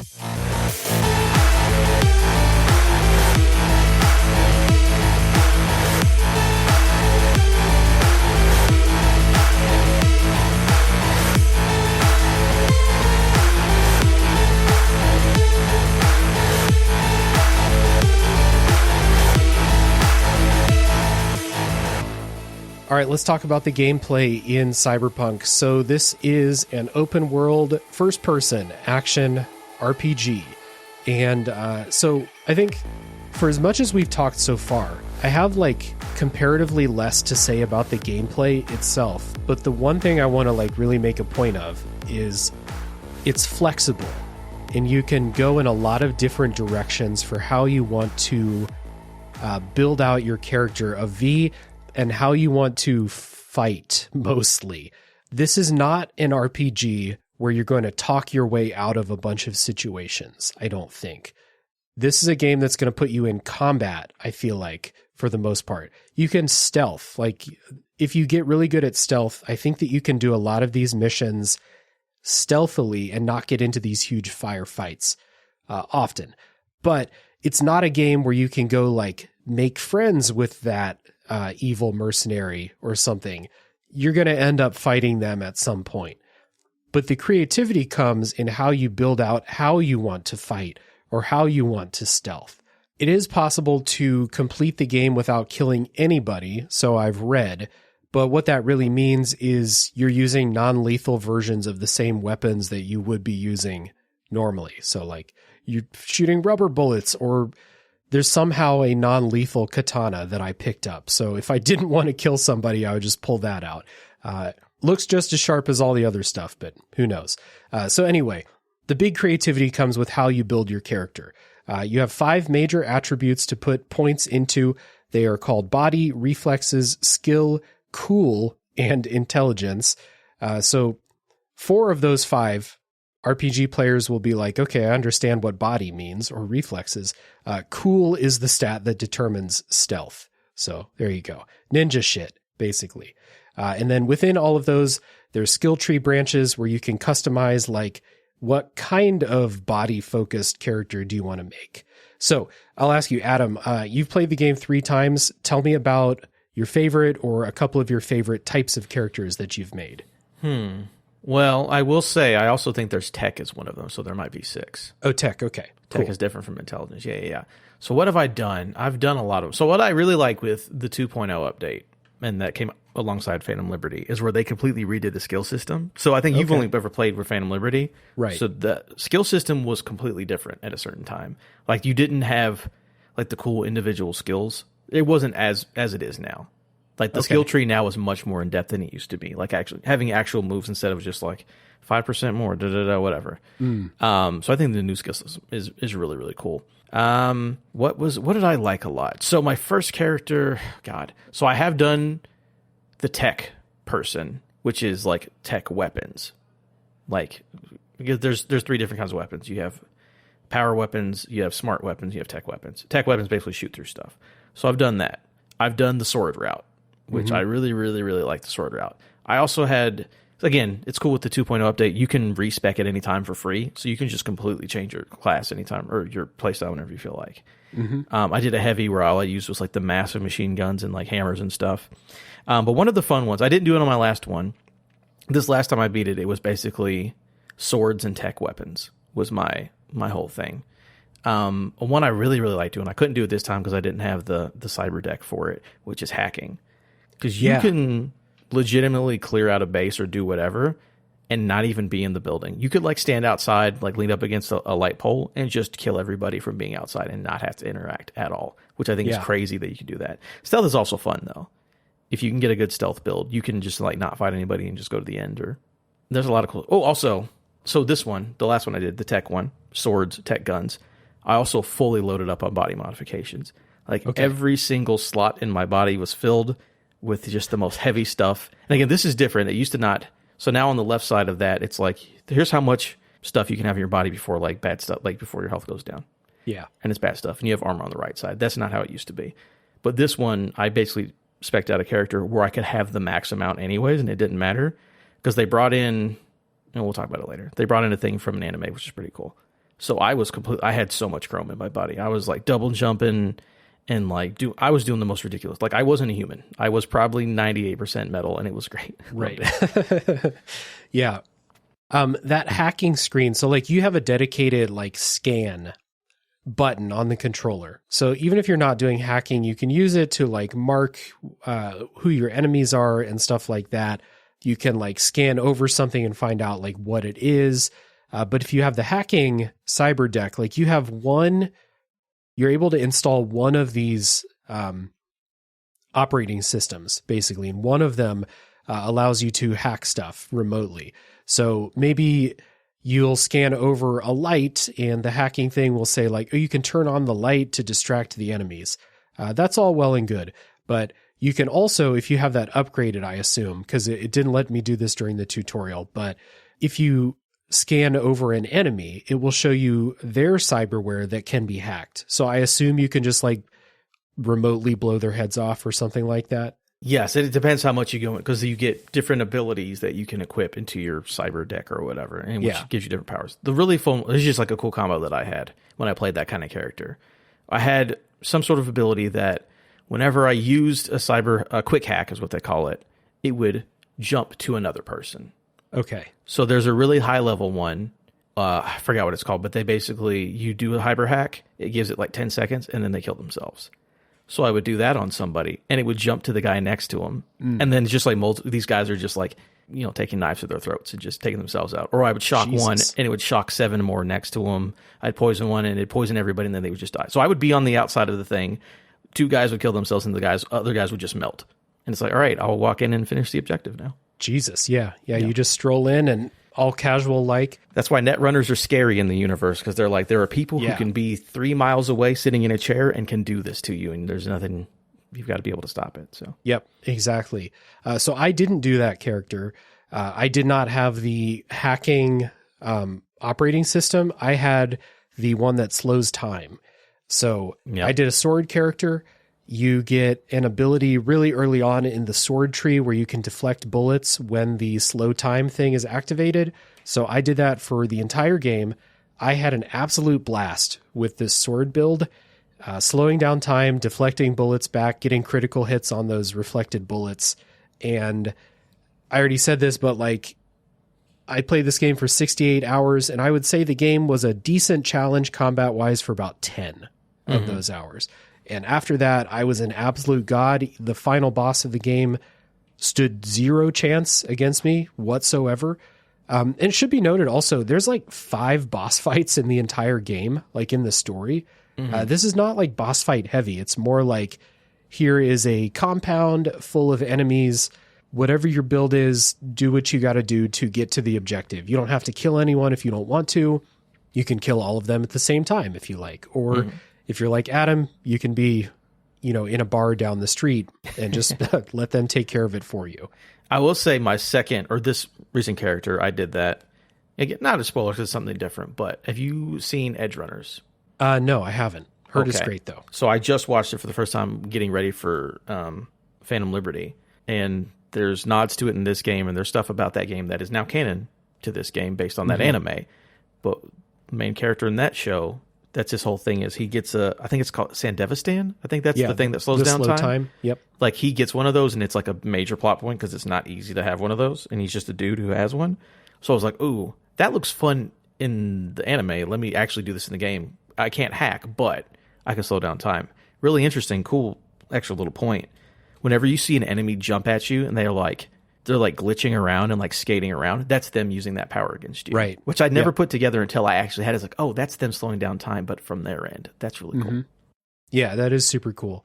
And then on top of like that sword build and the slowing down time, I had a bunch of like movement abilities too. So like I had the double jump, I had like the big dash, I had the ability where you could do the dash in midair. So like, yeah, just like ninja jumping around with this katana deflecting bullets and stuff. My V was an absolute monster. There are a bunch of other really cool looking cyberware weapons that I didn't use at all, like the gorilla arms I heard are really fun. Oh man, cheat code. If you want to have a strength character without having to put any points into strength, just get gorilla arms. That's all it is. It just immediately makes you super strong. And like, because I have done gorilla arms. So it's like you know, it's your hands, basically, and they're super strong because they're cybernetic. Or no, your arm, like your forearm and up. Yeah, and like gorillas, you would punch a guy. Yeah, like gorilla strength. Like you legit will punch a dude and his head will explode. Like that's how hard you're punching people. And you can have like electrified fist. So it's like, oh yeah, and that's really good if you're doing the boxing side mission. Oh, now I'm just like, I'm cheating basically. Yeah, you would think that they would disallow gorilla arms in the boxing, but this is Night City, so yeah, anything goes. Yeah. So I think I could probably count on two hands the number of enemies that I killed with a gun in this game. Once I found the sword and once I got that slow time thing, I was all about that. And if an enemy was like far enough away from me that I couldn't just like run over and go, or didn't need to go kill him with the sword, I was like, they can chill him. I'm fine. I also did a lot of stealth. I didn't like max out the stealth skill tree, but you can still be pretty good at stealth. It's not really that hard. And you'll get enough skill points to max out maybe like 3 of your main stats. So it's not like you have to like pigeonhole yourself into one specific thing. Like you could do gorilla arms and hacking if you wanted to. So you could do swords and hacking. You just wouldn't get the slow time ability. So there's a lot of flexibility with how you want to play, but I do think it's violent most of the time, unless you like really make it a point to not do that.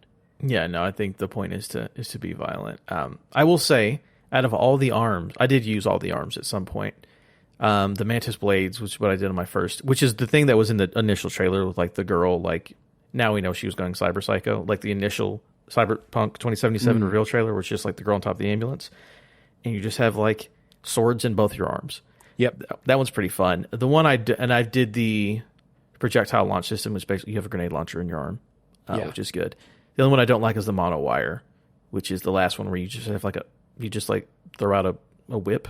Okay. It's fine. That's my least favorite one. Okay. Fair enough. So yeah, I think that the variety of ways that you can build out your character like really helps with, first of all, making this combat really fun. But also if you're getting sick of whatever character you've built, and it's a long game, so maybe you're like, okay, I've done 40 hours of katanas, it's time to try something else. You can respec for free one time. You can respec your stats for free one time. You can refund your skills anytime you want, I think. I think so. I think it skills is anytime. Yeah. So you get one free big respec. You can totally redo your character. You can go to the Ripper dock and get cyberware enhancements. You can change them out. You can upgrade them. There is a crafting system in this game that feels vestigial. Like you can craft your own weapons, but like, I don't know why you would ever do that. Yeah, I think it's just a holdover from the version 1.0 when like crafting was like a part of the skill tree. Like it was a whole thing. Like basically people would cheat. Like you would break down stuff or like craft basic stuff to like level up super fast. And with 2.0, they kind of just completely removed it. And it's really only used for like upgrading weapons, I guess. Like it's not as useful. They used to be a much bigger deal, but they kept it in, but it's not. It's nice because there are certain weapons you have to craft, like iconic weapons. So that's fun, but they definitely toned it down from what it used to be because crafting used to be a much bigger deal. Right. I basically only used it to like turn crafting components into like upgrades for cyberware. That's basically all I did. And I never upgraded weapons because I would always find a better weapon like, 2 hours later. So, and again, this game was not difficult. So I didn't feel like, oh, I need to upgrade my weapon for that extra 13 points of damage. Like, it's not a game like that. Not that kind of game. We lost everything. We had to pay the price. Yeah, we lost everything. We had to pay the price.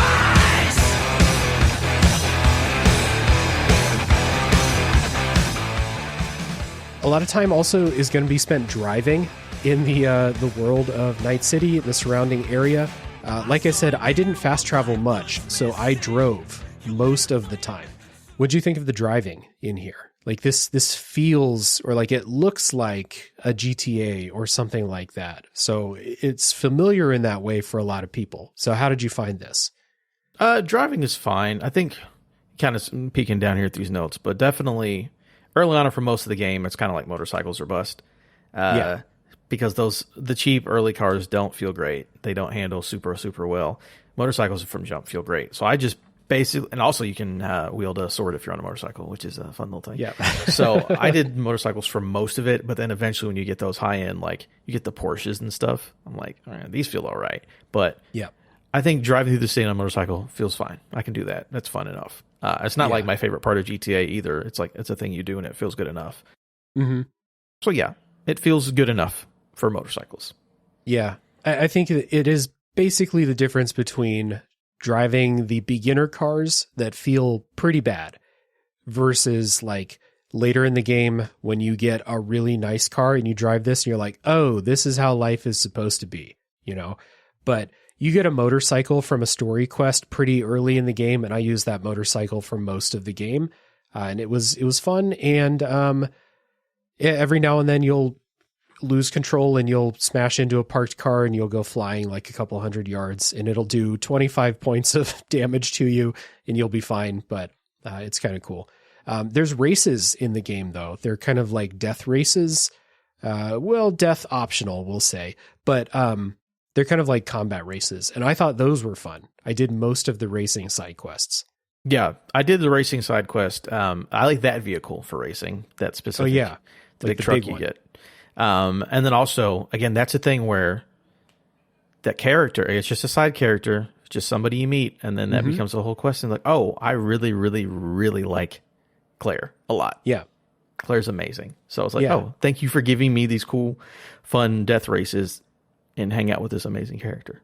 Yeah. And then also part of the draw for those side quests and side activities. Again, this is like all these open world games that have driving have racing side quests, but I don't do them in most of these games. But I wanted to because I liked Claire as a character and I liked the developing story that you learn about with her and her husband. So that's like another one of these examples of like, this game's not reinventing the wheel as far as like the types of side activities you're doing, but the stories that are contained within those side activities make them worth doing. And the racing is pretty fun also, but it really comes down to like, yeah, I'll do the entire racing side quest because I like that character, which is, again, I don't feel the same way about a GTA or something like that. Like that's a feather in this game's cap. Yep, I agree. It is fun enough, and then they put stuff around it that makes it much better. Again, but like when you said, when you get a sports car, ooh, yeah, that's different. Other side activities that you can do, each district has a fixer that will give you, and there's like 6 or 7 districts. There's a lot of them. And if the fixer will have like 10 or more side quests for you, they are usually simple tasks like go here, get this thing, go here, save this person, go here, kill this person, et cetera, et cetera. But again, the stories are usually interesting enough to make it worth the 5 to 10 minutes it takes to do those quests. So I did a lot of the fixer side quests. Some of those side activities like that will spin off into their own quest lines, which kind of follow that same rule. The thing you're doing is not super unique, but the story content is worth it, in my opinion. So I maxed out probably 2 of the fixers, like did everything that they had for me. And like, they keep going too. Like once you do all the things they offer, they're like, okay, now I have this final quest. And then you do that and they're like, well, because you did that final quest, now I have this other thing that's going on. And you're like, man, it's just, you know, you get a sense for who these people are and like how they interact with their area that they control or that they're trying to control or something like that. So those are always worth it. Yeah, they're very much like, all right, here's some jobs. You know, thanks for helping out my territory. Now here's some things that I need help with since we work so well together. Here's the thing that I actually care about. And again, it's another thing of like, here's some more cool side characters. Here's some variation in some missions, some cool rewards. And again, a lot of those fixers are really cool characters too. Yeah. And then if all of that is not enough, there are a ton of side quests for the Night City Police around that are basically like, there's a situation happening. Please help us neutralize the threats. I did a couple of these on accident where it was like somebody attacked me and I killed them and I got a like, thanks for helping out the police payment. But other than that, I didn't really mess with this. I felt like my V did not like the cops, so I didn't help. Yeah, I mean, I did all those because I have to do all of them because they're on the map. You know how that is. But yeah, that's an interesting. I mean, I guess it's a role play thing because you're a merc, so you do jobs for money. But it is very much like, yeah, there's a gang here harassing people, or there's literally an active shootout with the cops, and it's just like an excuse to go kill like 10 bad guys or whatever. And they're just littered around everywhere. Did you find yourself like needing money a lot in this game?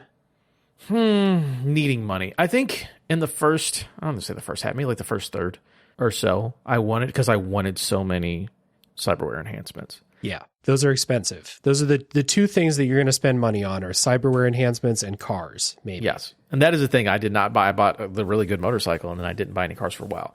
Eventually, there's a cool little side quest thing in Phantom Liberty, which unlocks more cars and makes buying cars a different kind of a beast altogether. I started buying a couple cars there, but again, it was like, well, what's the most expensive one? Oh, a cool Porsche that's just for the DLC? I guess I'll buy that. I didn't care about buying cars. So when I ended the game, I had like $2,100,000 or something like that. Yeah. When I finished. If I would have bought, I think there's an achievement for buying all the cars. I probably should have done that. But that I didn't care about. But I definitely was like, I need to be able to jump high. I need to be able to auto heal whenever I get down to 25%. So I need money to make my body better. And, but then when you hit a certain point, you do start doing big jobs and you don't need the money as much. Yeah. Especially like you hit that point where your character feels invincible and you're like, I could go spend this like 300,000 upgrading all this cyberware, but like, I don't actually need to, but I will because I like to see those numbers go up. I need them to all be gold, all tier 5 plus, please. That's true. Good. Yeah. So anything else about the gameplay we think is worth mentioning before we head to the wrap up here? I mean, we went through a lot of it. It feels good. I like the options. It's fun gameplay. You can do enough different interesting things. I think we got there. Yeah. I guess just to like put a bow on the gameplay section, I'm not sure that I actually mentioned it.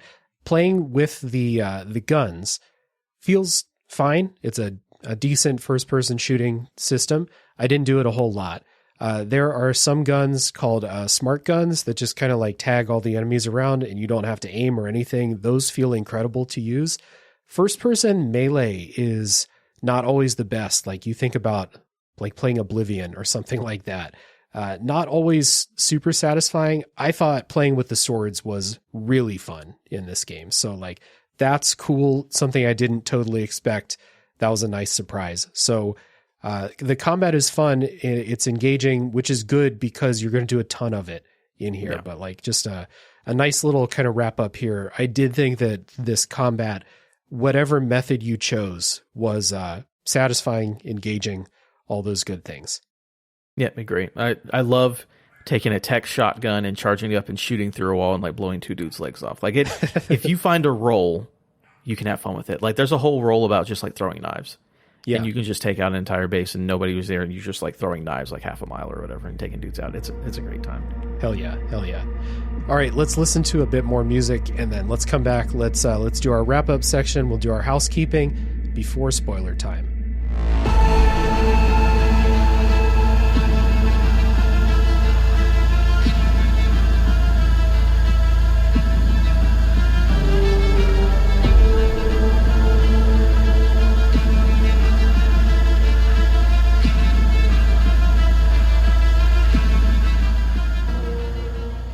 right, so to finish up this non-spoiler section of the podcast, let us talk about who we would recommend play Cyberpunk 2077. So Adam, I'll kick to you first. Anyone with a heartbeat should probably play Cyberpunk. No, I mean, I do think it is a phenomenal game. It is one of the better, like, especially now that everything has been fixed with it. Like, there's really no excuses, especially with Phantom Liberty being as good as it is. If the idea of an open world Cyberpunk, if anything we said sounds interesting, do it. Like, this is one of the better of one of these, if you want to say it, you want to break it down like that. Yeah, I mean, you want to have a cool RPG with really cool characters, first person combat is your thing, and a Cyberpunk world. Like, there is literally nothing else that does it like this. So, no brainer. Yeah. I basically think, like, as long as you're not severely opposed to the idea of playing an open world game, then, like, you should try this, because it's a very good open world game. It does not have a bunch of, like, the collectathon bullshit that people get burned out on open world games in. Like, there's no collectibles, really. It's just quests around the city. So if you decide you don't want to do side quests, then just don't do them. Follow the main story. I do think the story and storytelling and character work is really, really good. So if that's something that's appealing to you, I think I can safely assume that a lot of people listening to this have played The Witcher 3. So, like, I think if you like that aspect of The Witcher 3, specifically character dialogue, quest writing, the story taking turns that you didn't expect, a lot of it's really, really creative here. So there's going to be a lot to like. So it's a pretty easy recommendation. And like you said, now that everything is done, I did not have really... I can't say there were no bugs, but it was like, you know, somebody would ragdoll when they weren't supposed to once every 20 hours or something like that. Like, that's it. So it works. It's really, really good. Easy recommendation for a lot of people. So let's do our little housekeeping here before the spoiler wall. So as always, we start with the guest. Adam, talk about Respawn Aim Fire and any other projects that you want to plug. Yeah, so you guys can check out Respawn Aim Fire. It's a podcast on YouTube. Weekly video game podcast. I do a little bit of new stuff, but mostly it's a lot of, like, segments and playing games and game show stuff. We have a weekly, a monthly dedicated game show segment where it's like, we're going to play Jeopardy with these random guests that we had on, or we're going to, like, pitch. There's a game called Pitch Perfect where it's like, I'm going to give you a random a setup and you have to pitch me the best game and whoever does it better. So we have those. Those are very fun. Those are once a month. But overall, the normal show, a little bit of new stuff, but then a lot of segments. Like, I love playing a game I invented called 6 Degrees of Kevin Bacon as being John Malkovich. It sounds crazy, and you got to listen to find out. But we have a lot of fun. We have a lot of fun over there. Yeah. And if you like video games, that happens every week on YouTube and podcast services. Awesome. And then I also do a D&D podcast. Maybe it also goes into other systems, because we have played other systems as well, called Isle of Misfit Rolls. So there's an entire series of a D&D 5e campaign that's up and done. And as you're listening to this now, we should also have our next campaign. It's a Pathfinder campaign starting now. So you just look up Misfit Rolls everywhere, and you should be able to listen to that as well. Awesome. Yeah, cool. Definitely can recommend people check that out. Y'all are fun people, and Respawn Aim Fire is a good time. Little collaboration as we're recording this semi-recently with friend of the show, Jacob McCourt, for some trivia. So yeah, it's a good time. Recommend people check out Respawn Aim Fire. You can check down in the show notes for links to that and the Isle of Misfit Rolls as well, if you want to get your D&D on. So definitely check that out. Support what Adam's doing. If you want to support this show, you can do that by leaving a rating and review. As always, we'd love to have people come in the Discord server and talk about Cyberpunk this week. As we were playing the game, we had a dedicated channel in the server because there were like 3 or 4 people playing it at the same time I was. We had a lot of good conversations, so maybe we can revive some of those this week as we talk about our feelings about the game. So there's an invite link for the Discord server down in the show notes. Feel free to join. We'd love to have you, and we have a great community in there. I have another podcast. It's called A Top 3 Podcast, where we do top 3 lists. We draft weird topics. It is a good time. It's a much different vibe from this show. It's a lot more of a free-flowing, fun time, we'll say. And if you want to support monetarily for this and the other podcast, you can go to patreon.com/realdavejackson, where a few bucks a month will let you vote in polls for what games I do on the show. You'll get bonus episodes, all kinds of other treats. So with all that being said, we're going to take a break, and when we come back, it's full spoiler time for Cyberpunk 2077.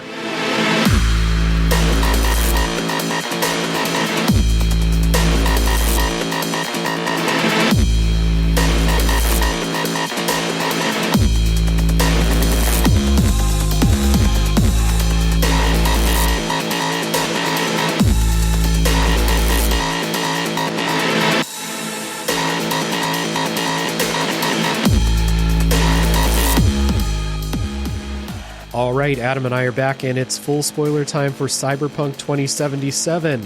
We're going to start with something that happens really early game, but we held back because, again, I think this is best experienced for yourself.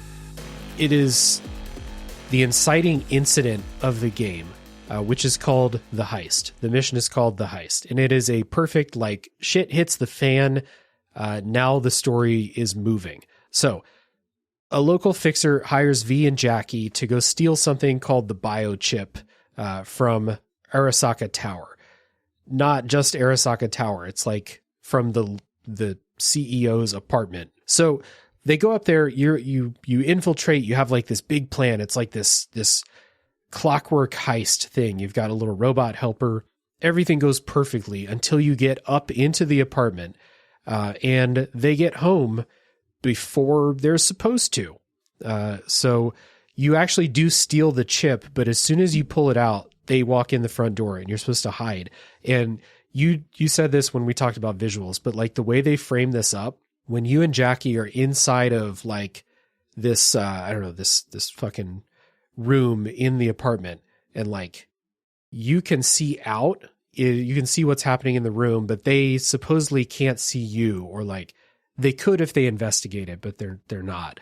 So the tension in this, as like you're hiding in here, these super powerful people are in the room, you're trying not to get caught, and you watch as the leader of Arasaka is killed by his son.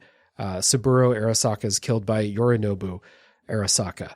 You watch this all play out while you're hiding in there, and then you have this escape sequence in there. So like, just before we talk about the escape and the things that happen, like, I just think that this scene, starting from when you're up in the apartment, the rain is coming down outside, like, you and Jackie are trying to figure out how to get out of this place.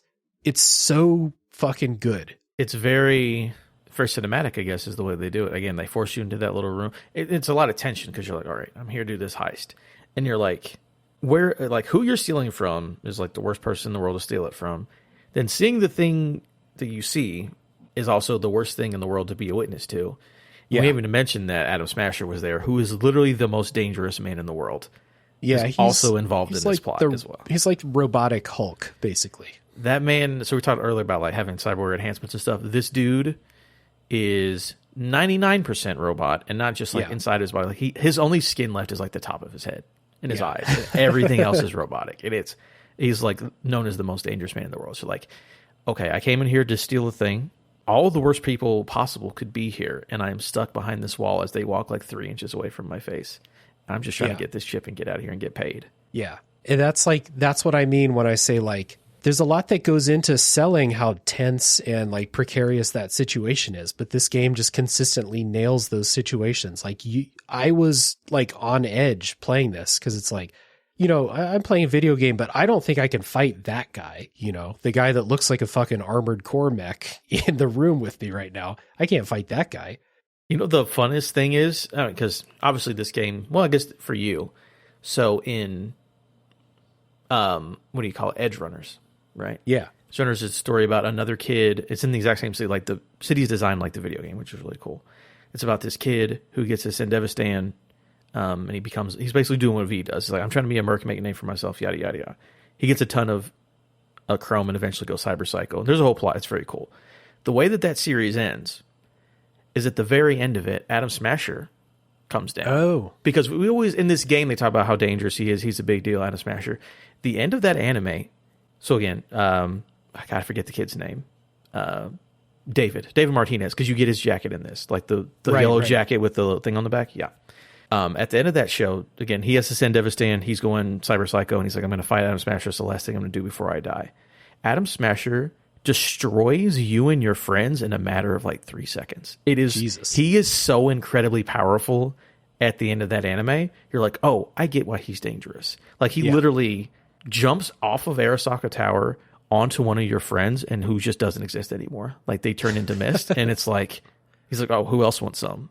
So seeing him after watching that, it's like, that's right. If this guy finds me, we are literally not going to exist anymore, Jackie. You got to be quiet, bud. Yeah, that would enhance that for sure. When I was playing it, I was just like, yeah, there's a mech person in the room, and I can't fight that guy. I know I can't fight that guy. So, long story short, you make an escape, but like the security is alerted, so it's a real tense and messy escape. In the escape sequence, Jackie gets killed, and the biochip is damaged. So like, Jackie's dead, and you're about to lose your payday, basically. So, something we didn't mention is like all the characters have like what I would say like standard cyberware. They have like a USB that's in their fucking inner wrist, and they can pull out this cord and plug it into a computer. They also have a slot in their head where you can plug in like an SD card or something, download data, what have you. In order to save like the integrity of this biochip, V puts it in the slot in her head in order to stabilize it. So V escapes, but the fixer that sets you up for this job, he's so upset that you botched it like this, that he shoots V in the head, kills her, and leaves her out in this landfill, which is shocking. Like, you went through all of this shit, this really intense sequence, your friend died, and then he just shoots you right in the forehead. And I had no idea that this was how this game sets up, but it gets cooler. Like, the way that they set this all up.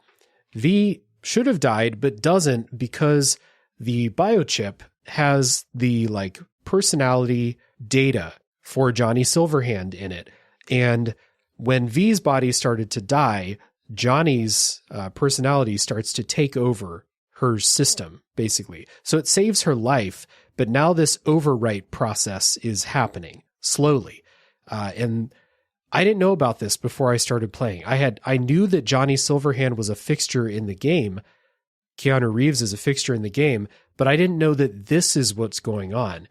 And I just think this is really cool. Like, this is effectively, it's a terminal illness, basically. So that's the big plot of the game is V has a terminal illness, and you're just trying to figure out, like, what are you going to do with the rest of your time? There's stuff to do, but like, this is that shadow that's always hanging over you. And I just thought this was like a really creative way to like add the central conflict into the story. Yeah, it's really cool. I mean, the way that they introduced that character, it's like, oh, it's not a figment of your imagination. They literally there's another being living in your body who starts talking to you eventually, which is wild. But it's also like, okay, so you have this problem of V only knows how to be a mercenary, or just started trying to be a mercenary. Bad things happen. You have this thing that is going to kill you, so we need to solve that. But it also gives you like the gameplay reason for why you're doing a bunch of these merc gigs.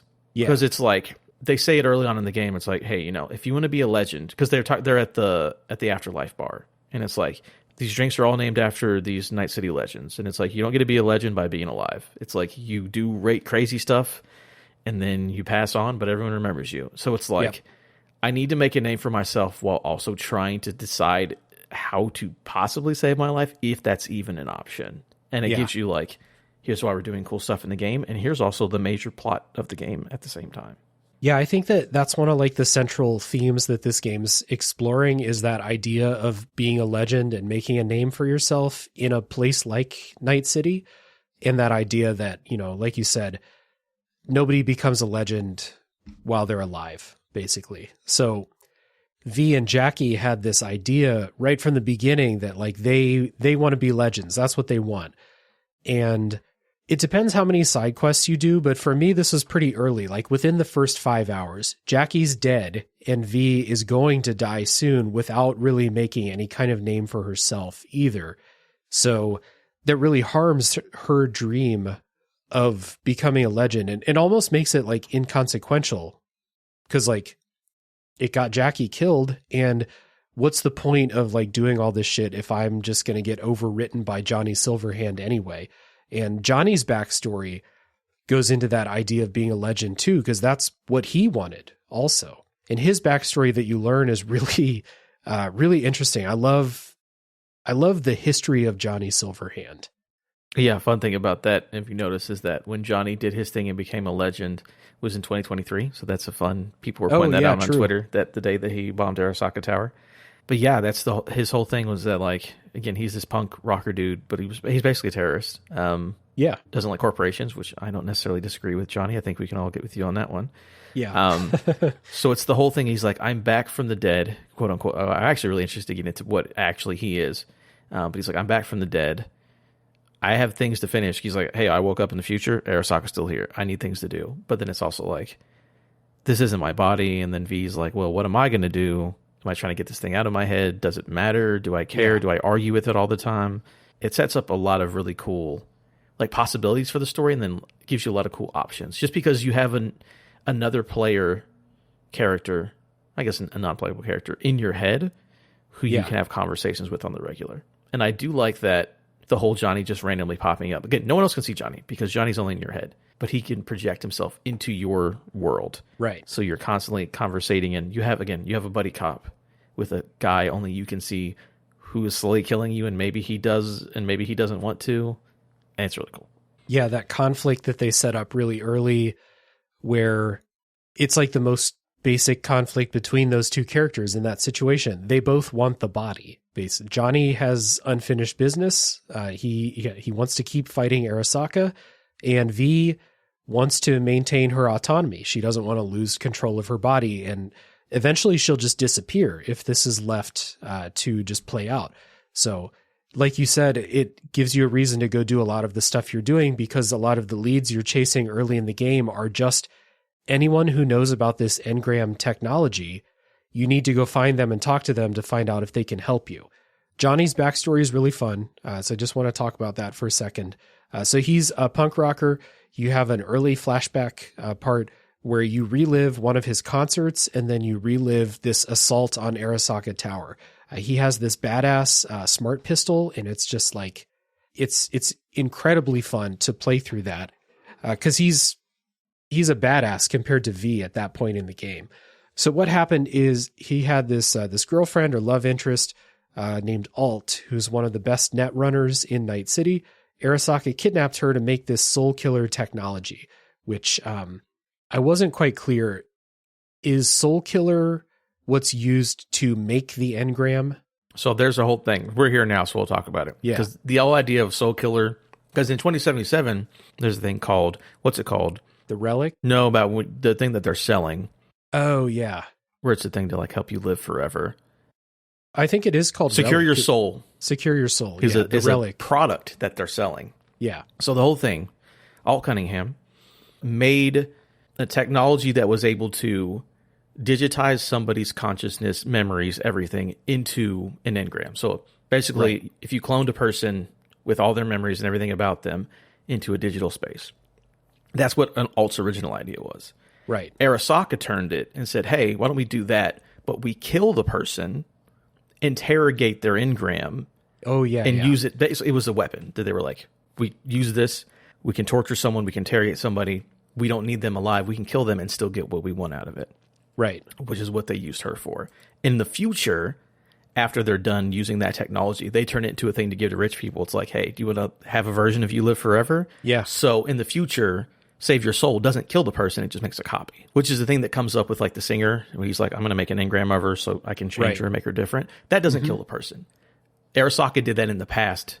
Like they used that on Johnny. They literally made a copy of him, killed him so they could do whatever they wanted with Johnny Silverhand, but he's still out of the way. And that was like retribution for Johnny.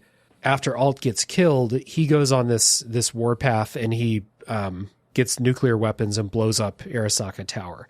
And then they kill him. They use the soul killer on him. So his consciousness gets digitized. Who knows what they did to his consciousness? Because this is a thing in a couple other games, notably Soma, kind of deals with this, where it's like you can just repeat this, like this process, however many times you want, and then just load up a new version of the consciousness fresh. So who knows what they did to the consciousness. And then Johnny wakes up in 2077, Arasaka Tower is back, you know? So like, what did he really accomplish? And it also kind of explores a little bit of like, you start out, so like V is the real person, quote, real, right? Johnny is this digital consciousness. Slowly Johnny starts to overwrite. And at some point, Johnny is going to be the real person in the body, and V is going to be like a figment and then disappear entirely. So like this idea at the very beginning where like V wants to keep her body, Johnny wants to control the body because he has unfinished business, he feels like, but like you start to get into that thing about like, is he, quote, human? Like, how should we treat Johnny? Like, should you treat him with respect? Should you try to befriend him? And you can do all this through dialogue choices. Like, you can be a dick to Johnny throughout the entire game. You can try to empathize and connect with him. And I don't know how much their relationship changes. Like, if you're just a dick to him from the very beginning and you never do anything nice for him, like maybe you can shed some light on that. Does that like change how this goes? You are locked out of certain endings if Johnny does not like you. Okay. Yeah. So that makes sense. Yeah. But yeah, man, this setup of what Johnny is and his role in the story is, it's excellent. I think it's super creative. The way they explore this through like so many conversations with Johnny. Sometimes he'll just like pop up. He'll have a little thing to say about the quest you're doing.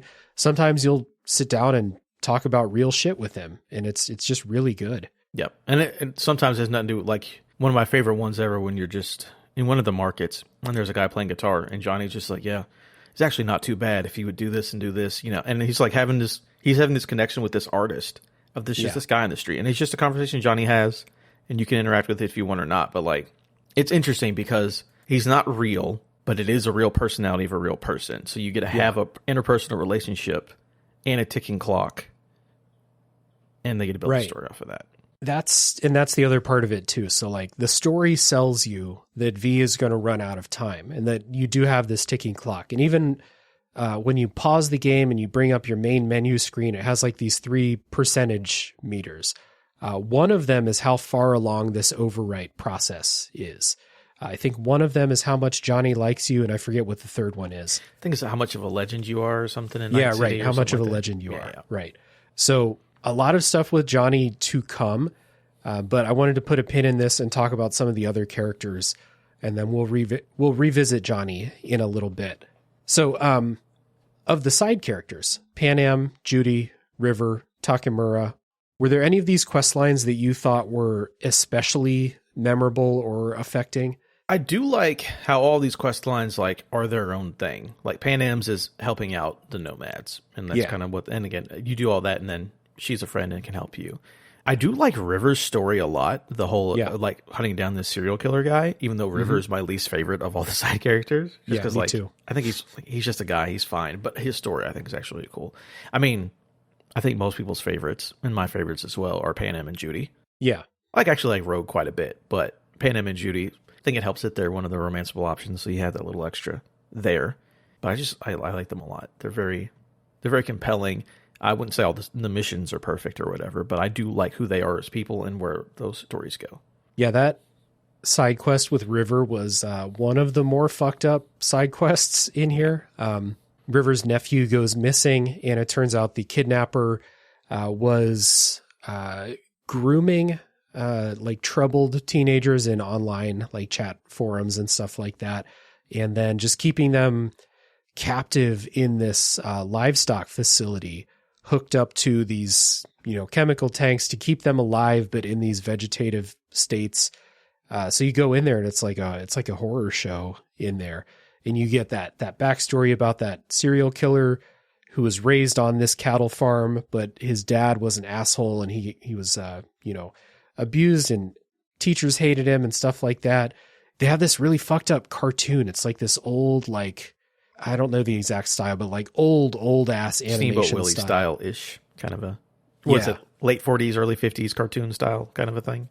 Yeah, I'm just gonna, show my gamer side here and just say it's like a Cuphead style animation of like this cow that's on this machine that milks it and then feeds the shit back to it and stuff. It's this really fucked up cartoon, and this kid is just like obsessed with it. And then he grows up into this serial killer, and he's doing this to these boys that he grooms to come meet him. And it's, man, like when you go in there and see it all, you're like, what the fuck is happening in here? Yeah, it's got that little farmhouse and there's a bunch of mines around it, and you go in there and then it's like, all right, now let me go into because you do a brain dance to figure out like where it is. So you're just like, okay, it's obviously a cattle farm. You see there's cows and whatever. And I think it's a brain dance from, I don't know. Yeah, you do several brain dances. Yeah. And you go there and it's like, oh, I recognize this place, except for now there are children, or boys, I guess, young teenagers hooked up instead of cows. It's like, oof, that's a rough one. Yeah, brutal. But other than that, I'm with you. River's my least favorite of the side characters. Like, I was surprised when he became a prominent side character. And then I was playing as female V, so he called me like a million times to get me to try to hang out. And I was not about that because I was all about Judy in this playthrough. And I think other than Rivers, I think Judy's quest line is the best of these side characters. Yeah, doing the whole thing with... So yeah, Judy's like, she works... let's see, she makes brain dances, a lot of smut stuff, but she's like in that world of like... There's a thing called dolls, which is, I guess, sort of like a sex worker, but not necessarily always one. Right. It's kind of that whole Could vibe. be a sex worker, could be a therapist, like... whatever that person needs, I guess. Yeah, so you have the whole thing dealing with clouds and dealing with basically like her world, and it's really cool because they introduced Judy so early. Like, she's basically in that tutorial before the heist mission, and you meet Evelyn Parker there as well, and then like that continues off into this other big quest line that eventually leads to Judy. So, and again, this thing is, I like Judy so much as a character, and then again, her quest line's pretty messed up. Like, her relationship with Evelyn and where that goes with Evelyn is not great. Like, she's not in a great place whenever we finally get back up and meet up with Evelyn. So, yeah, so Evelyn was working as one of those dolls. There was some kind of like cyber attack on her while she was hooked into this like doll software or whatever. Yeah, she overloaded. She was in this catatonic state, and there's this big mission to go in and like save her, bring her back home. I think when you find her, she's like in a bathtub full of ice and shit like that in this place. And there's another side quest later where you go investigate something and you get drugged and you wake up in that same bathtub in that same apartment, which I thought was pretty cool. And then fight your way back out again. But yeah, like you bring Evelyn back to Judy's apartment. Judy stays like by her side all the time, trying to get her rested up so that she'll wake up again. And when she wakes up, she immediately kills herself. And like Judy is like despondent after that. So like one of the earlier introductions to just like how deep and how fucked up all of this tech can go. Because this is pretty early in the game that I did this, at least. I mean, yeah, it starts out in the tutorial, and that is, if you're just following along like with what's available or whatever, yeah, you're dealing with all of this world like very, very early on, and you have to like watch Judy again. That's why the actors are so good. Like, watching Judy go through that grief is it is a wild thing to see. But then I do like how it kind of ends up with with the scuba diving, and like going to her old hometown or whatever that's been underwater for 30 years or whatever it is. Yeah. Another example of the corporations fucking people over. It was like this peaceful little small town that she grew up in, and the corporations wanted to build a dam, and anyone who didn't leave was just buried underwater with the rest of the village. But you scuba dive through and you see her childhood memories and stuff. That was a nice scene. And also one of those parts, I think actually all of these side missions with these characters involve at least one relic malfunction where like V will pass out and the other person has to take care of her. Late in Takamura's story, it like happens when you're about to do a boss fight or something. So like those start to get more and more frequent as V's situation gets worse. But it happening underwater when you're scuba diving with Judy was tense, we'll say. Yeah, very tense and a good way to get you back to the top of the water without having to have you swim up. Yeah, correct. So from a gameplay perspective, I appreciated that. But it's also like, that's the thing where, like, even though my V is a level 60 and I'm a god, it's like, yo, if I pass out underwater, nothing I can do about that. That's yeah, still scary. I don't have that kind of cyberware. Yeah, no. Judy's story, so like she has that thing where like she's trying to take back that club where everything happened with Evelyn. She's trying to take back control of it from this gang so that it doesn't happen to anybody else. And that was one of those where like there's a mission where you go to like this meeting of these gang members. And that was one of those where I was talking about where I went to that mission. I went in that room with all those people and I was like, why am I here? What's going on in this story? Because it had been a long time since I did the previous mission. But in that story, I think you have to do it this way for Judy to be a romance option. She did get control of the club, and then it sounds like it kind of fell apart at the end. Like it was not a happy ending for the club, which, spoiler for later in here, not a lot of happy endings in this game. Not a lot. Yeah, not really.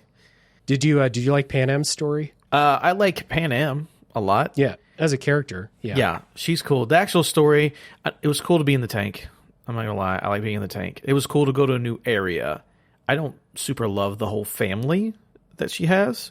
Yeah. But I do like being in a new area, and I do like Panam. So that one, I think, overall wise, would probably be the quote-unquote weakest. But it does have being in a tank, and Panam's my favorite character. So there's a lot going for it. I think that overcomes the, just like I'm in a desert with like these dudes with these dusty overalls. I will say, though, it was fun whenever you have to go to the downed like helicopter thing and like go get that scientist guy. That was a pretty cool mission, and that involved them. So I guess there's some alright stuff in there. Yeah, as like a group of people, I thought they were kind of cool, but there's like this tug of war between Panam and like the leader of the group named Saul, and Saul's just always mad at her no matter what she does. And then she does some dumb shit, which makes Saul even more mad at her. But then you rescue Saul, and like he's still mad at her, and it's just like I just like couldn't really connect with that conflict between them. But I ended up going with them at the end, so I guess it was okay. We'll talk about the end later, but let's see. Other side quests, any others that stood out to you? Maybe not necessarily connected with those big characters, but like general side quests that you pick up around town. There's some good ones that introduce. I mean, I see your list here, and these are pretty good ones. I do like doing stuff in Pacifica. Well, we kind of talked about it earlier, but I think the cyber psycho stuff is fun. I really enjoy doing those missions and then trying to do them non-lethally. And just like figuring out what's going on with the cyberpsychosis stuff. Anytime they bring up cyberpsychosis, I'm into it. Just like the idea of everyone in this world is so obsessed with getting enhancements, but like you do too much and you can't take. Again, talking about edge runners, that is what happens in edge run. So remember I was talking about the tech skill tree, right? And when you go to cyberware on the left side, it's like this is how much you can have. Yeah. The last upgrade in the tech tree was called Edge Runner, and it allows you to go over your limit. And it just like decreases your HP by a little bit. Because in that thing, the main character, he just gets so much, he starts to go into cyberpsychosis, but he's like, I'm going to go out like a badass or whatever, right? And that dude's literally 90% robot by the end of it. So I like the idea of like, what is this disease? Like, what is this thing that people are willingly doing to themselves because they're like, they feel like they have to do it. Like, well, you know, if I'm going to do this lifestyle, I have to literally not become a human anymore. Yeah. But I'll be a badass, I guess. And like, that's worth it to them. And it's just cool seeing like their rationale for doing that kind of stuff. Because you look at Johnny Silverhand, that dude just has a prosthetic arm. That's it. Yeah. Like back in 2023, people weren't going crazy, but now like Adam Smasher is not even a human being anymore. So it's just, I find that fascinating to people who are like, they become so obsessed with it that they just need more and more. Yeah, it's probably like a much more slippery slope of the way it is right now with like tattoos. A lot of people like get their first tattoo and then they become obsessed with tattoos. Just keep getting tattoos. And then in this game, it's even stronger. It's like, oh, you replace your arm with a metal arm and now you can do cool stuff with your new arm. Wow, why not replace the other arm? And then you just keep going. Oh, I would love to be able to double jump. That would be great than just normal legs. And yeah, exactly. I think we'll get to the ending, but one of the endings that I've done has something to do with this. And it's like, it feels to me more hopeful and hopeless at the same time because of how much I relied on cyberware. Okay, we'll get cool. there when we get there. Can't wait to hear about it. Yeah. Along the lines of cyberware, one of my favorite side quests is from Phantom Liberty, and it's the one with the sports agency, where they are taking children early teen children, like 10 or 11-year-olds, and promising athletes, and then just like chrome enhancing the fuck out of them so that they can be the best athletes. Now, I really like this because I am a big sports fan, and this reminded me a lot of like AAU basketball or baseball prospects, where you'll always hear it's like they traveled to the Dominican Republic and they identified this 12-year-old that's really good at pitching. And then they signed him to a contract when he was 14. And now he's 23 and he's finally playing the major leagues. But like that shit started so long ago. That really hit home with this side quest, except it's Cyberpunk and it's Night City and it's like this corporate dystopian world. So they're like chrome enhancing the shit out of them. And you read notes about like how some of these children do not respond well to all the cyber enhancements and stuff. And it's like, oh, well, like the cyber enhancements didn't work.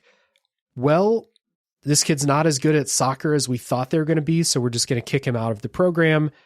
Now his life is fucked. See you later. And that's like the setup for what's going on here. I thought that was like a really excellent exploration of just like a sliver of like one industry and how would work in this world. Yeah, for sure. Yeah, it's like, yeah, as just like you walk into that facility and it's just like hollow vids of like, oh, here's this 11-year-old from Portugal dribbling, and we gave him, you know, all the cybernetic tendons, and he could dribble 3-5% faster now, or whatever. It's just like, wow, man. And they're just like, what are they there? Oh, there's scouts from teams, from professional teams there. Like, yeah, where are the best cyber kids we can sign in the future? It's like, And you read some notes where it's like, you know, little Tommy is not responding to the cyberware. Not only does it mean he's not going to be as good at sports, but his quality of life is going to be bad. He's going to be in pain for his whole life. But we don't care because he's not going to be a good soccer player. No one's going to pay for him. So we're going to kick him out. So there's an option at the end of the quest where you can basically like force the leader to make sure that Tommy makes the cut so he can keep playing soccer. And then I killed the fuck out of that woman who was running the clinic after she promised to make him make the cut. Very nice. I think I have one more. The next one you have on the list is very, very good. The one that I just thought about is that anything to do in Pacifica and Dogtown as well with the Voodoo Boys. Oh, yeah. Because we get a lot. Again, the idea that Night City, you know, obviously you're LA, like sort of an idea. And there's different sections of the city. They're like, Pacifica is its own thing. Basically, like, it's not technically in city limits. We don't care. There's a big line around it. We don't go in Pacifica. We don't worry about it anymore. Which is like they get to govern themselves or whatever. But the whole thing with the Voodoo Boys are like, it's this gang, whatever. But they're super interested into the whole idea of the net and the black wall, which is like, they basically believe, all right, so there's this thing. AIs used to be around in the world. AIs become outlawed because they kind of started taking over the internet, and we're going to like destroy everything. So there's a thing called the black wall, and beyond the black wall is where all the rogue AIs live, and on the inside of the black wall is safety. So the humans are like, we hope that nothing ever comes across that black wall, because an AI could destroy all of humanity, because we're so reliant on this technology. We can't let the AIs go crazy. Funny to find out the black wall actually is an AI itself. Whatever. That's where Alt Cunningham, she's on the other side of the black wall. That's where you get to go get her. But the Voodoo Boys are all like, it's going to happen no matter what. These AIs are going to come through. So their whole thing is like, we're going to go into the net and we want to like make friends with one or two of them so that when they fuck everybody else over, they won't fuck us over. We want to be able to live when the AI apocalypse comes, which is a very cool, very fun idea. One of my favorite guns in the game also is like, it's an AI gun. Or it's an AI from beyond the black wall, and you kill people, and it does like the big red and black like spike up into the air because it kills people with black wall technology. And it's like, ooh, that's a cool gun. I was just going to say, like, the other part of that is you learn through the Phantom Liberty expansion, you learn that like tapping into the black wall as like a net runner or something is like incredibly powerful. Like, it's like magic in this game, basically. It's this game's version of magic, is using power from beyond the black wall. So yeah, the Voodoo Boys are kind of, I like that attitude of theirs where they're just like, well, it's going to happen eventually. We might as well make some friends. So like when the war breaks out, they're going to be like, you know, fuck you, fuck you, fuck you. You're cool. You can stay. And then, yeah. The other quest that I wrote down as being really memorable as like a completely optional side quest is the quest with the Perales family with the mayoral candidate and his wife, who I don't remember how it actually starts. I think they want you to like be a PI for them. And because I think they think that someone's trying to kill them or something like that. Or someone like tried to break in, or someone's trying to kill them. Break in, something like that. And what it turns out is that we mentioned earlier how politicians don't really have power. They are being controlled by the corporations. Now, like a lot of it is like everyone's aware of what's going on. Like the corporation paid the politician will do things, act in that corporation's best interest. But this guy doesn't want to do that. He seems like he wants to be an honest politician. So what the corporation has done is they did break into their house. They set up this like secret surveillance room inside of the house. And they're like doing like, I would say like high tech gaslighting and memory overwriting, basically. So these characters, the mayoral candidate and his wife, like misremember things, or they remember things that didn't happen, or like things do happen and then they don't remember that. And it's because like their memories and personalities are being overwritten slowly, like piece by piece, in a way that would benefit this corporation. And I just thought that that was like a wild sci-fi idea to explore here. Yeah, it's so cool because when you first go in, you're like, okay, investigate, because whatever. It's like, all right, there's a bullet hole. So obviously someone broke in and they shot a gun here. And as you're just going and exploring more and more of the house, you eventually like look behind a TV screen. It's like, oh, do you guys know that there's a room behind the like what was that now? What are you talking about? I guess we had a security system, guys. Is that it? And you go back there and it's like a whole operation for them to like slowly rewrite their memories. It was like, I think he remembered like his wedding day being different or something, like either like a flower or something being or not being at his wedding. And you find the wedding picture, like, yo, that is not what happened. And I'm looking at the picture right here. And it's just like, yeah, someone was going to manipulate him. So if he became mayor, they could still control him without having to pay the man, because they were going to pay him. But if he didn't want to, it's going to happen some way. And then you get a choice at the end. You can like, because the wife figures out what's going on and you tell her what's going on. And she wants you to not tell her husband, to just like, you know, ignorance is bliss. Don't let him know that his life is being overwritten here. But I told him anyway. You have a meeting in the park where somebody visits you, like from this corporation, is basically like, hey, cut this shit out. Like, you don't know what you're messing with here. But that was the end of it for me. And I don't know if I like missed a further thing, or if that's just the end and you're just left to wonder what happened with them. I don't know. I'm trying to remember. I might be wrong. I feel like there's either a post credits or maybe a radio news thing or something about him becoming mayor or something happening to him before he gets elected. I think there is a little bit more on it, but not a lot. Like, I don't think we ever find out actually who was doing it. I think it's mostly just like be out there. It's like, this is a thing that happens. But I think you get like a line or two about like more on an update on them. But I think it's most like, yo, what's happening? You stopped what you could, but this is how things work in Night City. So right. Yep. There's definitely a limit to what you can change. And like, I think that's another little theme that the game continuously revisits, where like you do a bunch of shit, you change a bunch of stuff, but not on a scale that's actually going to matter within Night City. So definitely not here. Yep. Oh, one last one. Getting the band back together. You eventually start letting Johnny, because there's a pill you can take which either blocks him out or lets him take control. Yeah. If you want to, like, basically, Misty's like, which is Jackie's girlfriend. She's like, hey, this one will shut him up. This one will make it go quicker in case you want to end your life or whatever. Let him take over.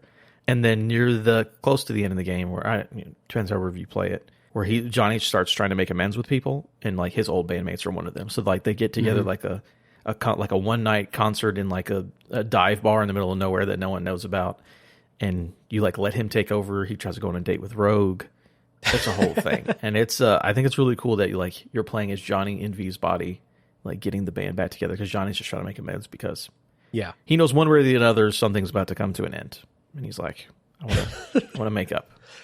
Man, before he starts doing good in the world, so like we'll put a pin in like the background for this, but like for this quest specifically, before Johnny starts to like make amends with people, make amends with Rogue, and make amends with his bandmates and all of that, he asks you to like take the pill that gives him control. And it's the first time he's asked you to do it.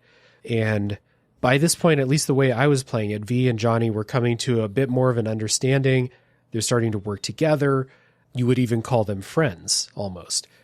So I was like, okay, Johnny, go ahead, take control. The first thing he does is get super fucking drunk, do a bunch of drugs, pick up a prostitute, crash the car, and almost kill everybody. Yeah. Which was very funny to me. But that concert was fun. Oh yeah, that was cool to see that. Yeah. Okay, let's take a music break, and when we come back, let's talk about Phantom Liberty.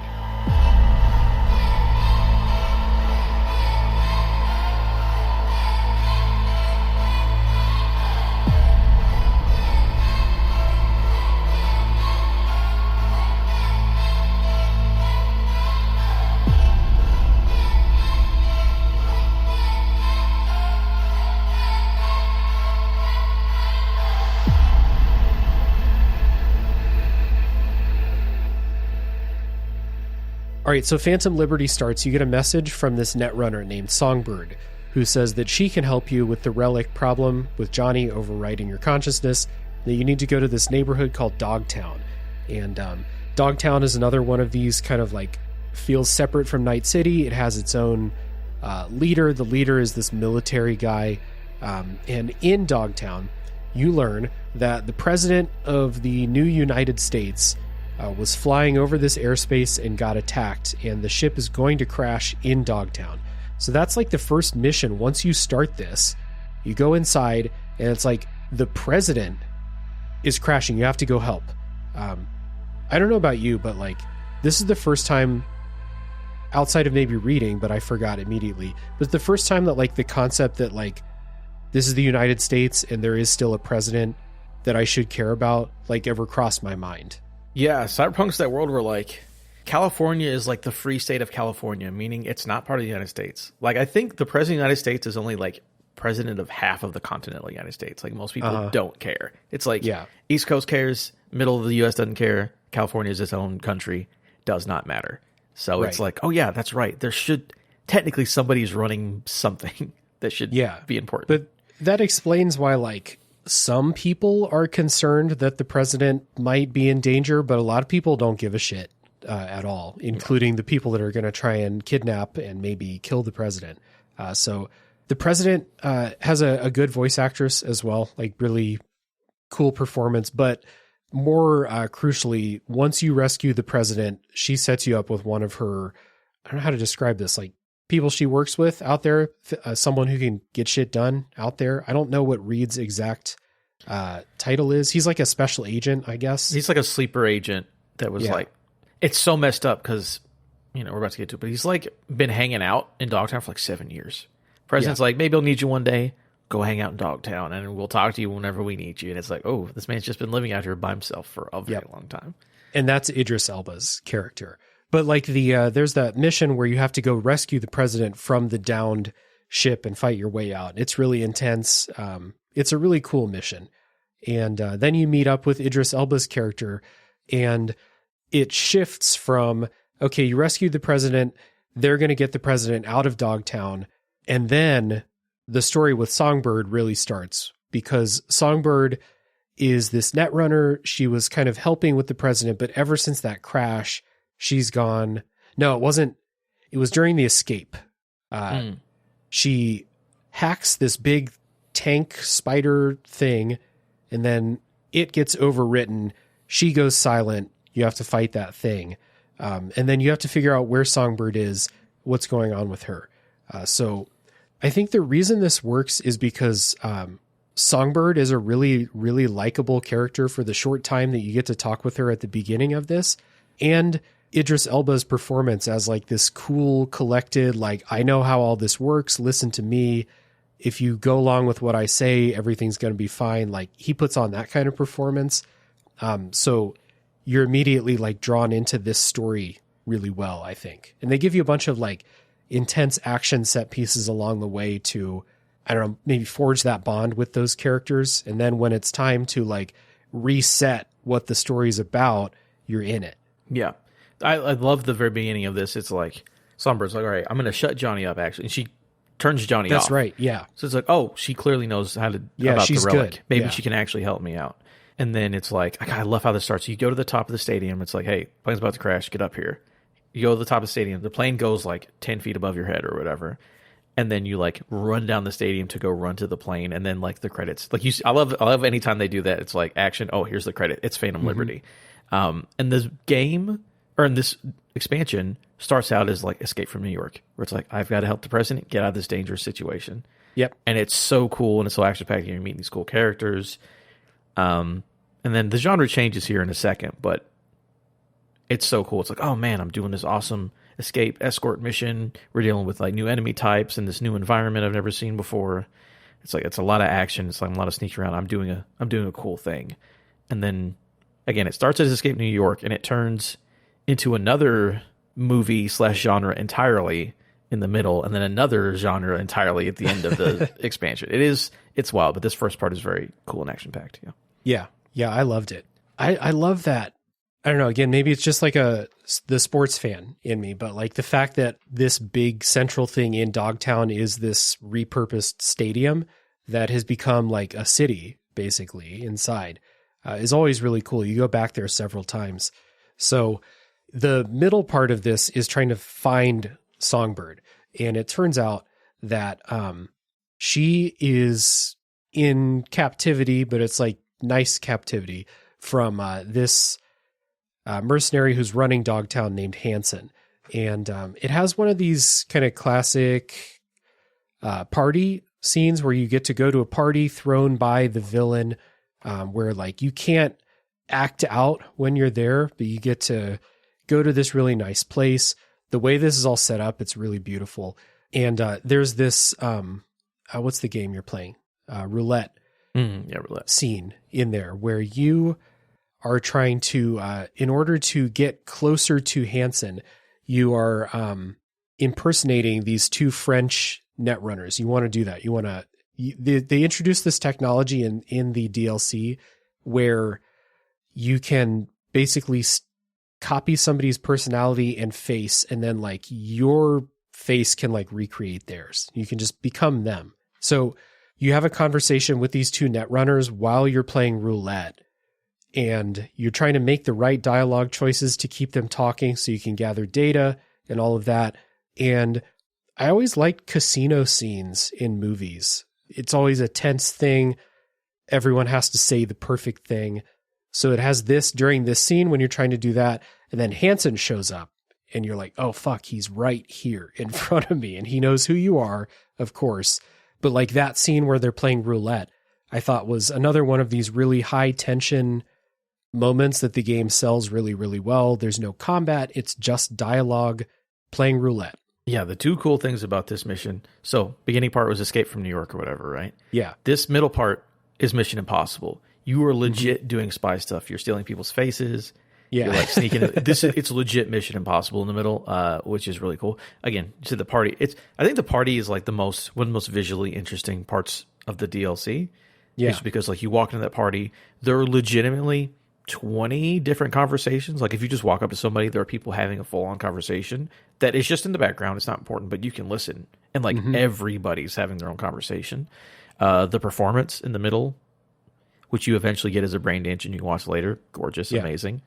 And then also, again, doing the thing with getting their personalities is cool. And then seeing Songbird, because Songbird's at this party with Hanson, and seeing her in person and then be like, oh, that's right. Well, you don't know this. Like her whole back is entirely robot. Like she only has like a face and a chest and the rest of her is just like skeletal robot. And like, that's a cool character design. Like that a lot. So she like comes up and talks to you, like she's able to come talk to you, but like she can't stick around. And then at the end, she has to leave and kind of resume this captivity. But you're able to steal the faces from those French net runners. And so there's another mission where you have to steal their car and assume their identities. Basically, they're going to go meet with Hanson. So you steal their car, you take them out. Reed just fucking kills them in cold blood, which you were not like that wasn't the plan. You're supposed to just like tie them up or something. But Reed is super professional about this, where he's like, no, you can't have loose ends here. Like they're dead. So you steal their identity and you go in and you have another one of these like really intense just conversations where you're playing as the Netrunners. You have to talk with Hansen, basically like remember the story, right? Like any of these stories where like you're impersonating somebody else, or you have a secret identity or whatever, like what's your backstory? Stick to your backstory. You have to do that here with Hansen. And it's another just like great, intense conversation because you are in enemy territory and Songbird is like right across the window. Like she's right there. And you just have this distinct feeling. The game sells it again that like, you can't fuck this up. Otherwise it'll be real bad for everybody. Yeah, that's really cool because a little bit earlier you meet Alex, who is someone who also worked with Reed, who's also just been stuck in Dogtown, another agent, which is when you first get the face cloning technology. Because I love that when you go to that bar and I'm looking at Alex, I'm like, me as a black man myself, I'm like, you have facial features of a black person, but you're definitely white. And then she's like, everyone get out of the bar. And then she turns off her face mask and she's actually a black woman underneath. I'm like, oh, yeah, like that a lot. So she's playing the other twin. So you're like, again, like you got to stick to your story. He's like, oh yeah, weren't you, just some person I know said you were cellmates or whatever. He's like, no, I was in my own cell because I was in fancy jail with the fancy people. Don't get that wrong or whatever. And you have to do that. And you're also here with Alex as well. It's like me and Alex are out on our own. The objective is right here, and we have to fake our way through this because at any moment we could both get killed. I could kill me and Alex in this situation if I don't do this the correct way. Yeah. So before you go out on this mission, though, they throw a wrench in this whole plan because you find out that Songbird was the reason that the airplane crashed at the beginning of it. She crashed the airplane because she has been doing work with the Blackwall. When she's doing her pro hacking stuff, she's using the Blackwall to do that. And that is bad. You don't want to let the stuff free from beyond the Blackwall. So this sets up like a choice to make. V can support Songbird because Songbird has clearly shown she is really good at this. She can probably help with the Johnny situation. Reed wants you to betray Songbird and turn her in because she might be a threat to humanity. So in this mission where you're impersonating the two spies, eventually they send you down to help Songbird with this, I don't know, this thing that she's doing with this weapon. I don't remember the exact specifics. It's some contraption that she needs help with it. Yeah, I don't remember what it was either. Yeah. You're supposed to go help her with that. And in that moment, you have to make a choice, and this will send you down two paths of the DLC.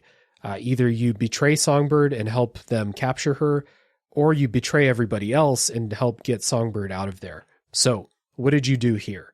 So again, this is why it's cool in Spy and Mission Impossible, because it's like, who do I trust? Yeah. Right? Because you have to think like, can I trust anybody? Who do I believe? What do I do? So in this situation, I went with Reed because from the jump, it was like, so Songbird, obviously she had powerful, that's cool. She's been lying, but she's been undercover. I had in my gut, I was like, I don't necessarily trust either one of them.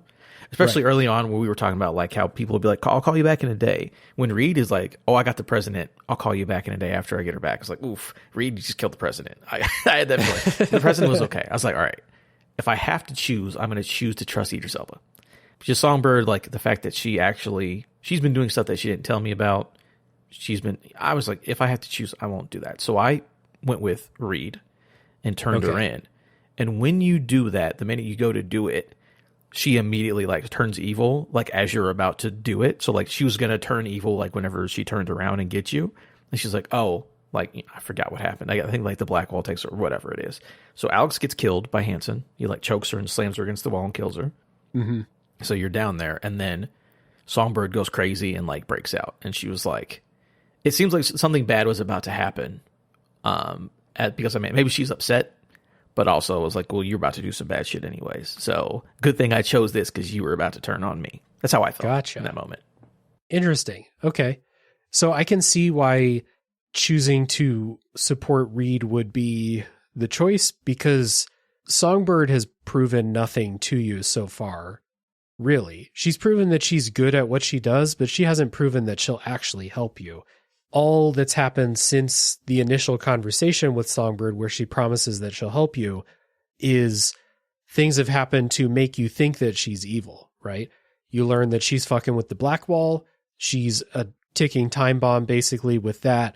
She crashed the president's airplane, all of those things. I chose to help Songbird because you kind of learn that Songbird is in a similar situation with V. Like, because of her contact with the Black Wall, her personal integrity is shaky also. Like, she also has this kind of terminal illness. It's different from V's, but it's a similar concept, right?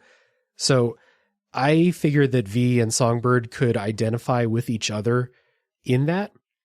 I also didn't understand why this choice here had to be as binary as it was. It seemed like you could probably help both people. Like, there's a choice later in Phantom Liberty, which felt much more natural as to like, yeah, only one of these is going to be possible without betraying somebody, literally. I didn't understand why it had to be like either help Songbird, because like when you help her, she doesn't turn evil. You escape with her. She helps you escape. And she continues to promise that like, I know how to fix this. There is this cure that I can synthesize, basically. So she does help you. She doesn't do the same thing as she does if you betray her, right? I just didn't quite understand why like you couldn't help everybody, but they wanted to force you down these divergent paths, supporting Reed or supporting her. So if you pick Reed, do you do the whole mission where you go to the airport with Songbird? Nope. That's what I love about this, is that they give you, it is a binary choice. You're like, why would I do it here? Because they wanted to give you two possible ending missions, I think is why they did it. Because you have completely, you can bring it all around in either one, any way you want, as we'll get there in a second. But I think they just wanted to be like, hey, you can have two missions, and your choice here actually affects your story compared, like me and you literally don't have the same last mission. We're literally in different spots. Like it's completely different. All right. So tell me about what happens, or like what happened with your story after you chose to betray Songbird. So she runs away and escapes? Yeah, she escapes. You're chasing her, and like Blackwall stuff is going off and like killing a bunch of people as whatever. You chase her down. I think you fight Hanson here as you're leaving the stadium. You kill him on the way out. And then you and Reed are like, hey, she's going to come in a convoy at this spot, and you set up an ambush on a convoy. Okay. To take her, to try to capture her back, because he's just trying to capture her. His whole thing is like, look, like Alex is dead. I let down So-Mi.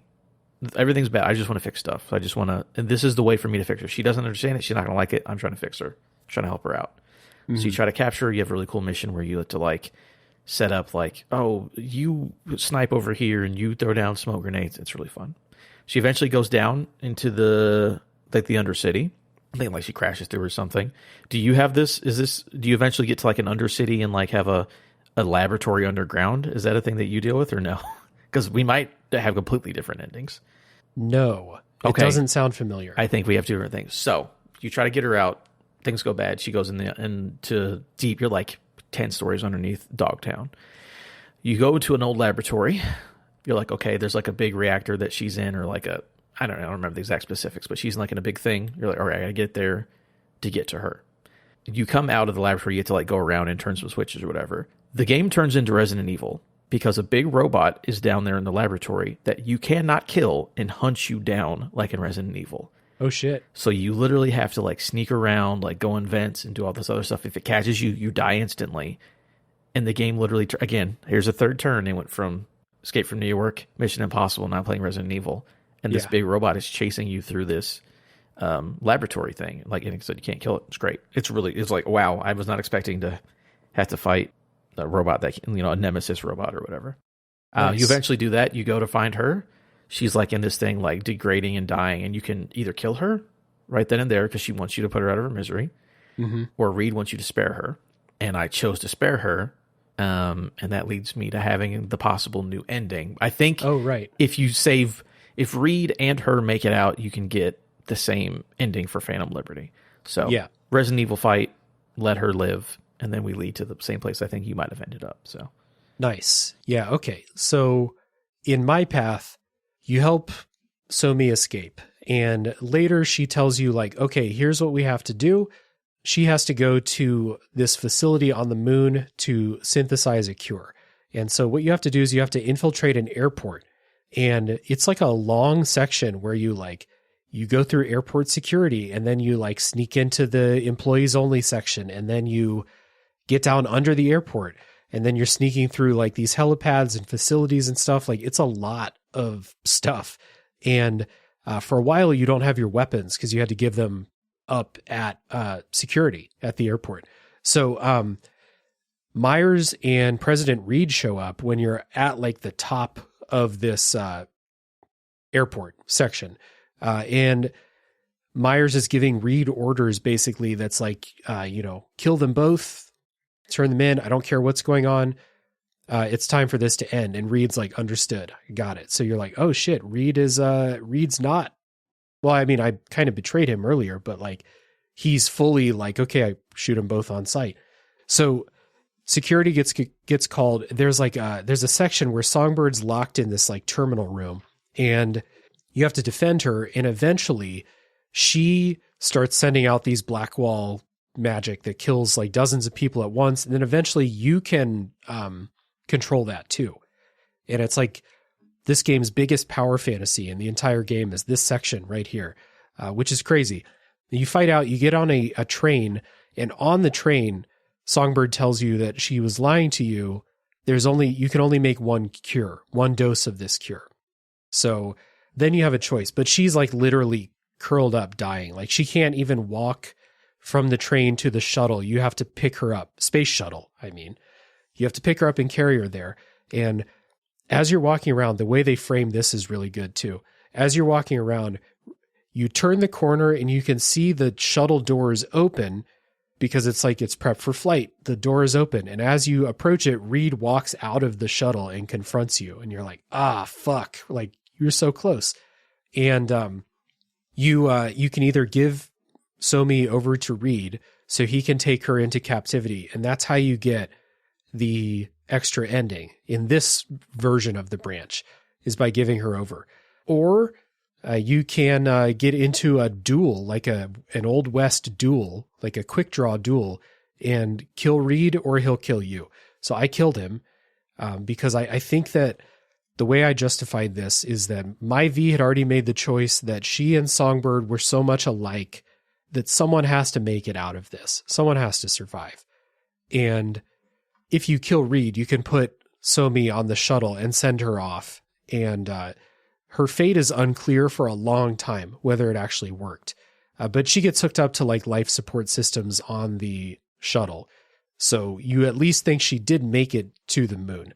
But that was my rationale, was that my V had this like intense tunnel vision at this point, that like they're basically in the same situation. Somebody has to live, and Reed, based on what you've heard, I didn't think that you could totally trust what he's saying.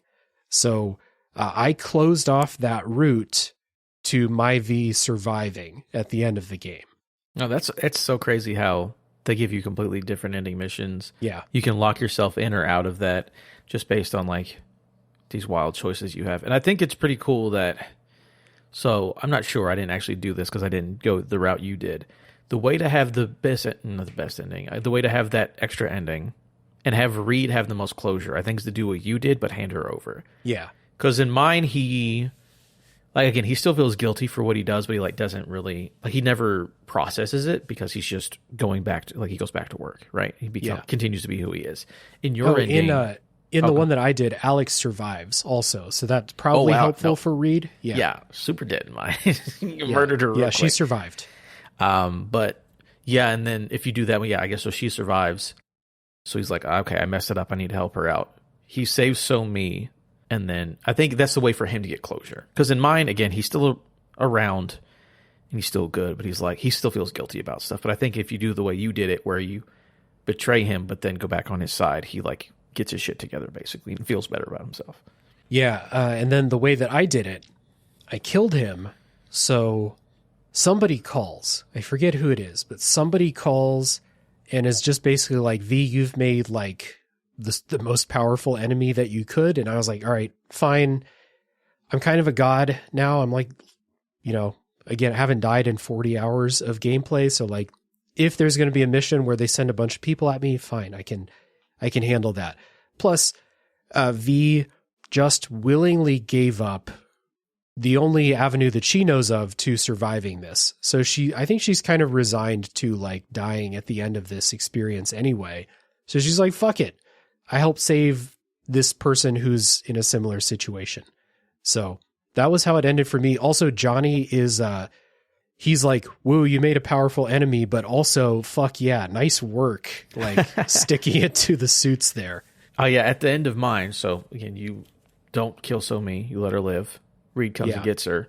You go get on, they got like near the desert or something. Meyer comes back and was like, all right, thank you. They take Somi. Like, we're going to take care of her. She'll be good. And they give you a medal of honor or something nonsense. And Johnny's like, he's like, I guess the girl's still alive, but like, fucking, why do you want this shitty ass medal? Like, no way. Like, he doesn't hate you for it, but he's not like super enthused about it. But at the end of the day, it's like, did I do the right thing? I mean, everyone's alive, but like, people are going to be mad at me, I suppose. So yeah, I like how there's so much. And I had heard this about Phantom Liberty before playing it, that it was an especially like no winners type of story. So even though I was personally happy with the choices that my V made, like objectively bad ending for a lot of people involved. Reed's dead. Yeah. Somi's sent off to the moon. She might die. We don't know. You actually don't hear back for a long time, but you do earlier in the game. You visit like this place in Dogtown that Somi is special to her. And then you visit it later after these events, and there is a souvenir from the moon there. So you're like, okay, so she survived, but V is fucked now. So yeah, at the end of mine, they're like, okay, Somi's good. We're going to take care of her. We're going to get this black wall goop out of her or whatever. Like, also, V, we'll be in touch. We have the cure for you. Yeah. So that's how you get that little extra ending. So again, it's like, I don't feel good, but I guess I got what I wanted, which was to be able to be healed of the relic killing me. Right. Supposedly. But being healed of the relic killing you might involve killing Johnny. So I think that's a good time to listen to a bit more music and come back and wrap up how the rest of this story goes.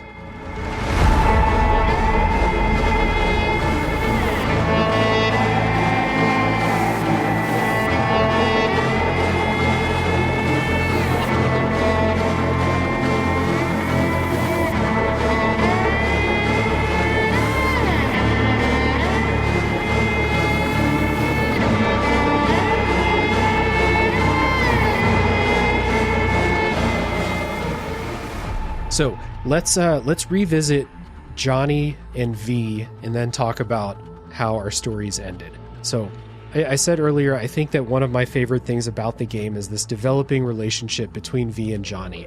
And part of it is at the beginning, they fucking hate each other. And Johnny's just like, get out of this body. This is my body. V is like, no, this is my body. Fuck you. There's a part early where Johnny like takes control of the body, but while V is still conscious and like threatens to make her hurt herself and stuff like that. But as they go, they start to warm up to each other quite a bit, at least the way that I role played it.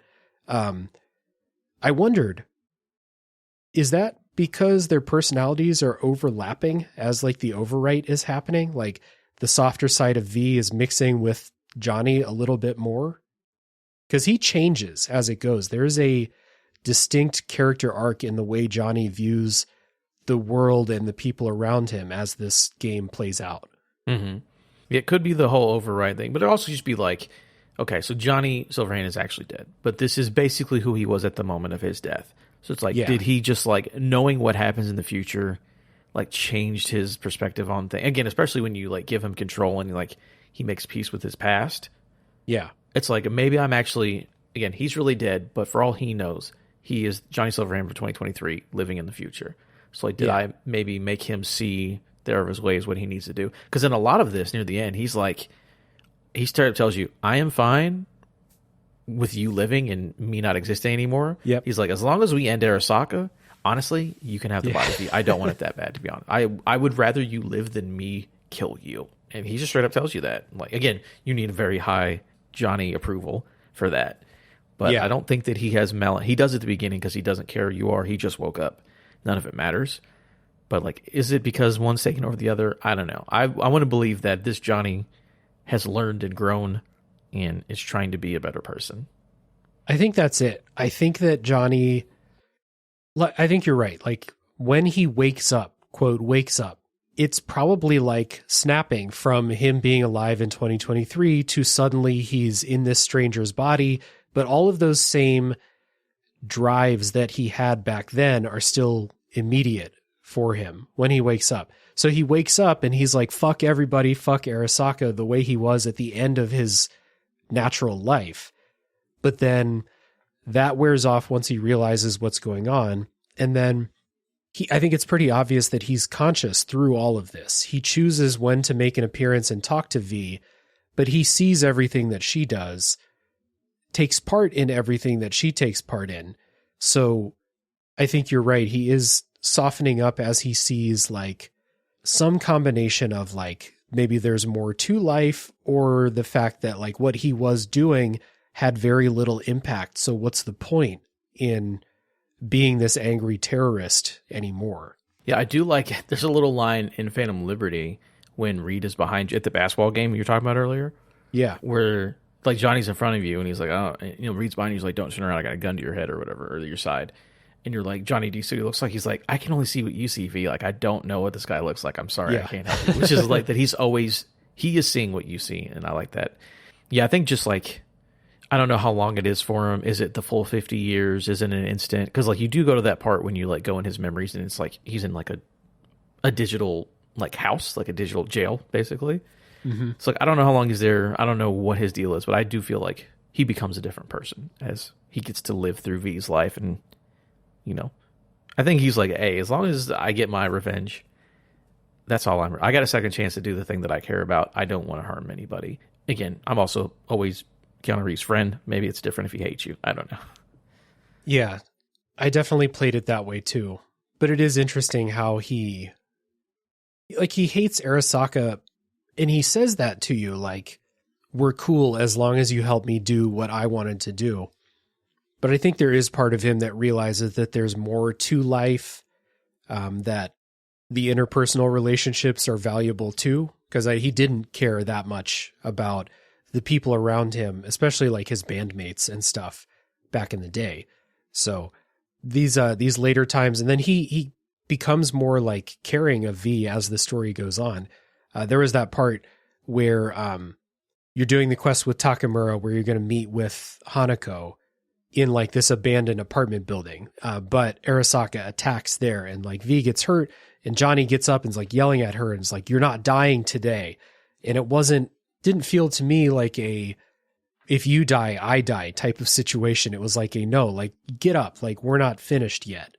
So I don't know, like this evolution between them is really interesting to me, and much more interesting than if there was like one of the corporations is going to nuke Night City or something like that, like some kind of big, more existential thing. The small scale and the interpersonal dynamics, that's more interesting to me. Yeah, for sure. It's a story about V. Again, because if V dies and then, you know, assuming Johnny's relic can't bring the body back to life, like that, it's it. And it doesn't really change the rest of the world. The only difference is that Atom Smasher will be gone because no one likes Atom Smasher. The world is a better place without Atom Smasher. Yeah, but the world doesn't end if Atom Smasher stays alive. So I do like it. Right. It's about V. It's about a really cool, crazy thing that Johnny Silverhand's in your head, but it's not. I'm with you. I like that it's about those two. We talked a little bit about that chipping in quest where V lets Johnny take control, and like it sets off this big long quest line of Johnny reconnecting with Rogue, going on a date with her, getting the band back together for a show. But then at the very end of that quest, you go to where Johnny was buried, and he's buried in like a fucking trash dump out there. And he and V have a nice conversation that kind of brings back this idea of being a legend and what it means. And they talk about like how Johnny will be remembered. If he had a headstone, like a proper burial, what would someone write on it? What's his legacy? Because people remember him as a musician and a terrorist, but not necessarily as like the legend that he and V wanted to be, really. So this conversation they have at his gravesite, I thought was like just really good. Like, it felt like, in the order I did this made it feel this way too, but I did this right before doing the final quest. I had finished Phantom Liberty. It was like literally do this, then go do the ending. So it felt like a perfect, like, calm conversation before the end. Yep, same for me. And this playthrough, it was right there up at the end. And yeah, again, that's one of those where it's like framed great because you're in like this oil field, like Night City's off in the background, and there's like these big burning oil rigs in front of you. And it's just like, yeah, he's talking about like what it means, or does any of it mean anything? And again, that's like the point in the game where you can get like Johnny's approval all the way up so you can get the secret ending. So this is like your last chance to like really make good with Johnny and kind of have that really good moment there where like it all calm. Again, you start with him being like, wake the fuck up, I hate you, I'm going to shoot you or whatever, I'll kill you as many times as I need to being like, we're going to do this together and I want to make sure that you get out okay. And like, I don't want you to just be in a landfill somewhere and it doesn't matter. Like you need to make sure that what you do ends up mattering to you. Yeah. And there's a point in that dialogue where you can tell him like people remember you as a legend, and he's given up on that idea. He's like, what does that even mean to be a legend? Like, that's all bullshit. Like, I think that's something this game's trying to get across, is that being a legend might sound cool, but like what it actually means, and like what it actually means in Night City, what you have to do to be remembered like that, is that worth it? And the answer is like a pretty resounding no. And like for the endings, at least the one that I got, you fuck up Arasaka a little bit, but like you don't change the world, and people are not going to really remember V as like a legend in that way either. So just a good conversation. And then there's one more, the one where you actually pick your ending. You go back to Misty's tarot shop. She gives you a tarot reading at the end, and it's very like ominous, like creepy tarot card reading. And then you go up to the rooftop. This is probably my favorite, like, framing of a shot in the game. Johnny's sitting on like the ledge of the building, and right next to Johnny out in the center is an ad for the relic, the Do You Want to Live Forever by Arasaka thing. And just the way that they're like, all of this is because of this technology, but they're selling it to rich people. Who knows what they're going to do with their digital souls or whatever. Once they're in there, you can do whatever they want. But like reminding you, that's why we're all here, and you can pick your ending. So I had the choice of 4 endings. You, I assume, had the choice of 5 or maybe 6. 5? I'm trying to remember. So in this playthrough, because I'd already done my initial playthrough, I was like, I'm going to do the Phantom Liberty ending no matter what, because I just want to see what that is. Yeah. But I did have all the endings because I had done all the things that you need to get there. Okay. So there are 5 endings then by my count. So the help Arasaka ending is Hanako Arasaka says that she can help fix, they can use Arasaka's tech if you help her expose the truth about her brother and how her father died. So all the way from the beginning, you can work with Arasaka if you want. You can storm the Arasaka Tower with Panam and the Aldecados, which is what I did. If you built up your relationship with Johnny really high, you can go in and like fight with Johnny side by side. And then there's another ending.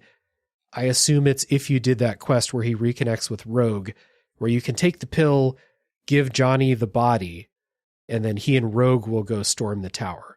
And then does the Phantom Liberty ending have a different quest, or is it just how it finishes? Oh, so the Phantom Liberty ending. Oh, there's also, by the way, there's an ending where you just you kill yourself, like you jump. Oh, you just kill yourself. Yeah, you jump off the thing, which is right. Definitely the worst ending in the game because whatever. I do like the Johnny, like you and Johnny power up and take over, because if you die, the game's over. It goes to credits, and you get to sit there for like 3 minutes. He's like, actually, I got another option, and that's where you can get you and Johnny storm the tower by yourself. So just real quick, the first one that I did in my first playthrough, I did the me and Rogue one, I think. Yes, I think I did the me and Rogue one. Where you let Johnny take control and go with Rogue. Yeah, because after that you get a like, yes, that's the one, because the ending. And okay, so that was the first one. The Phantom Liberty ending, They're like, they promise a cure. Reed calls you and is like, hey, I got a cure. Let me know where to pick you up. I'm like, you pick me up at this rooftop. So you can basically play the whole game after beating Phantom Liberty, and you end up on that rooftop and have all of the choices still available, because that's where they pick you up to do the Phantom Liberty ending. So it takes, someone comes in an AV, and they come and pick you up and take you off from there. Oh shit! So you don't even do anything with Arasaka? Oh no, you skip that whole Arasaka Tower. None of that happens in the Phantom Liberty ending. Gotcha. Not at all. There's something really cool happens. We can get to the endings, what actually happens in them, but like starting out, yeah, you can sit in that chair and look out at the city, and all of your options are right there from there. But yeah, in the Phantom Liberty one, you don't do the fight. You don't go to Arasaka. Gotcha. Interesting. I guess so. Real quick. So did you do the one with Pan Am at all? No, I did not do the Pan Am one. I did the Rogue one, and then I did Phantom Liberty. Okay, so the one with Pan Am, I'll just tell you what happens real quick. So you storm the Arasaka Tower through like a construction site and a tunnel, like a tunnel boring machine. You take it over and like bore your way into the bottom of Arasaka Tower. You get to use that tank again with the Aldecados, which is cool because in Pan Am's regular mission, you get to use the tank for like 5 minutes and then it's over. So you get to use it again. Oh, random set. If you are male V and you romance Pan Am, you also get your sex scene in that tank as well. In the tank? Yeah, because your nerves are connected. Oh. So they're like, this seems like a good way to do this. And then right, yeah. sex scene in there. It's really cool. Yeah. Gotcha. So yeah, you bore into the bottom of the tower. You kind of stealth your way through it. At one point, Alt, because you're working with Alt, Alt like uses the black wall to fry every single person in Arasaka Tower and kills them all, at least at the bottom levels. So you can reach the Mikoshi, which is like the digital prison that's for some reason, like I forget, you're doing this for Alt to release all of these AI that are being held there so she can like assimilate them into herself or something like that. But she's also going to break Johnny away from you in that process. I think that's why you're doing that. And it's like in Arasaka Tower is the access point to that place. So you get there, you fight Atom Smasher. I killed him easily. He stood no chance against me at this point. But he does kill Saul. He smashes his head real easily. So there's that. So that's what happens. And then you have this this conversation with Alt and Johnny and V at the end. So do the other endings give you this conversation with Johnny and V like in like that cyberspace place? I know specific. Well, the one you kill, so you've done. So I know that the one I did does end up in the like you're in the cyberspace. Okay. So in that one you're with Rogue, and Johnny and Rogue are gonna go storm Arasaka. You get in AVs or like the not helicopters because they're like jet propulsion, but yeah, one of those. And you and Rogue go storm Arasaka. You land in like a garden. There's like trees and water everywhere, and you're like probably on one of the upper levels of Arasaka, and you go in from there. There's some elite guards and stuff. And then you go through the, what do you call it? The building and stuff. You do get to Atom Smasher again. I think Rogue dies. I don't remember if he kills Rogue or whatever. Rogue dies in this version of it. Okay. And then you get to Mikoshi and stuff, and that's where you're able to make the decision with the cyberspace stuff. So yeah, it does end up in that same space, but I think Rogue goes with you, and I think Rogue dies also no matter what in this one. Gotcha. If she goes with you, she dies. All right, so you want to just talk about that conversation in there since like so many of these endings deal with that. You can tell me about the Phantom Liberty ending after this. So you have that conversation in there. So you kind of go inside thinking that Alt is going to overwrite Johnny or like stop the process or something. But when you go in there, she says the way it actually works is that she split Johnny and V into separate engrams. So by going inside, you had to be separated and like create this engram. Alt also tells you that Johnny's engram throughout the course of the game has overwritten so much that the physical body, V's body, recognizes itself as Johnny, not now. So if you decide to go back, then you would have an autoimmune disorder, basically. It would treat V's personality, V's engram as an intruder. And she says you would have maybe 6 months to live. So you have another choice at the end here. You can let Johnny go into the body and V assimilate into cyberspace. And there are many of these stories that give you this choice, which is basically like, if you assimilate into cyberspace, that's the end of existence. Existence is suffering, so that's the end of pain and worries and stuff like that. But you would be living in this world past the black wall, which is kind of dangerous, I suppose. Living in Night City is dangerous too, so I'm not sure that that was like a big motivating factor. The choice to give V the body back would put a 6-month limit on the rest of her life. And this is the choice that Johnny told me to do. Johnny was insisting that V go back in the body. So did this play out the same way for you? And then what did you end up picking? Yeah, so I don't remember, because that was my first run, so that was in 2020. So I remember. I know it's the cyberspace thing. I think it is, yeah, like if you V goes back in, you got 6 months or whatever. Yeah. And Johnny, I guess we were friends, he was like, I'm willing to stay out of here.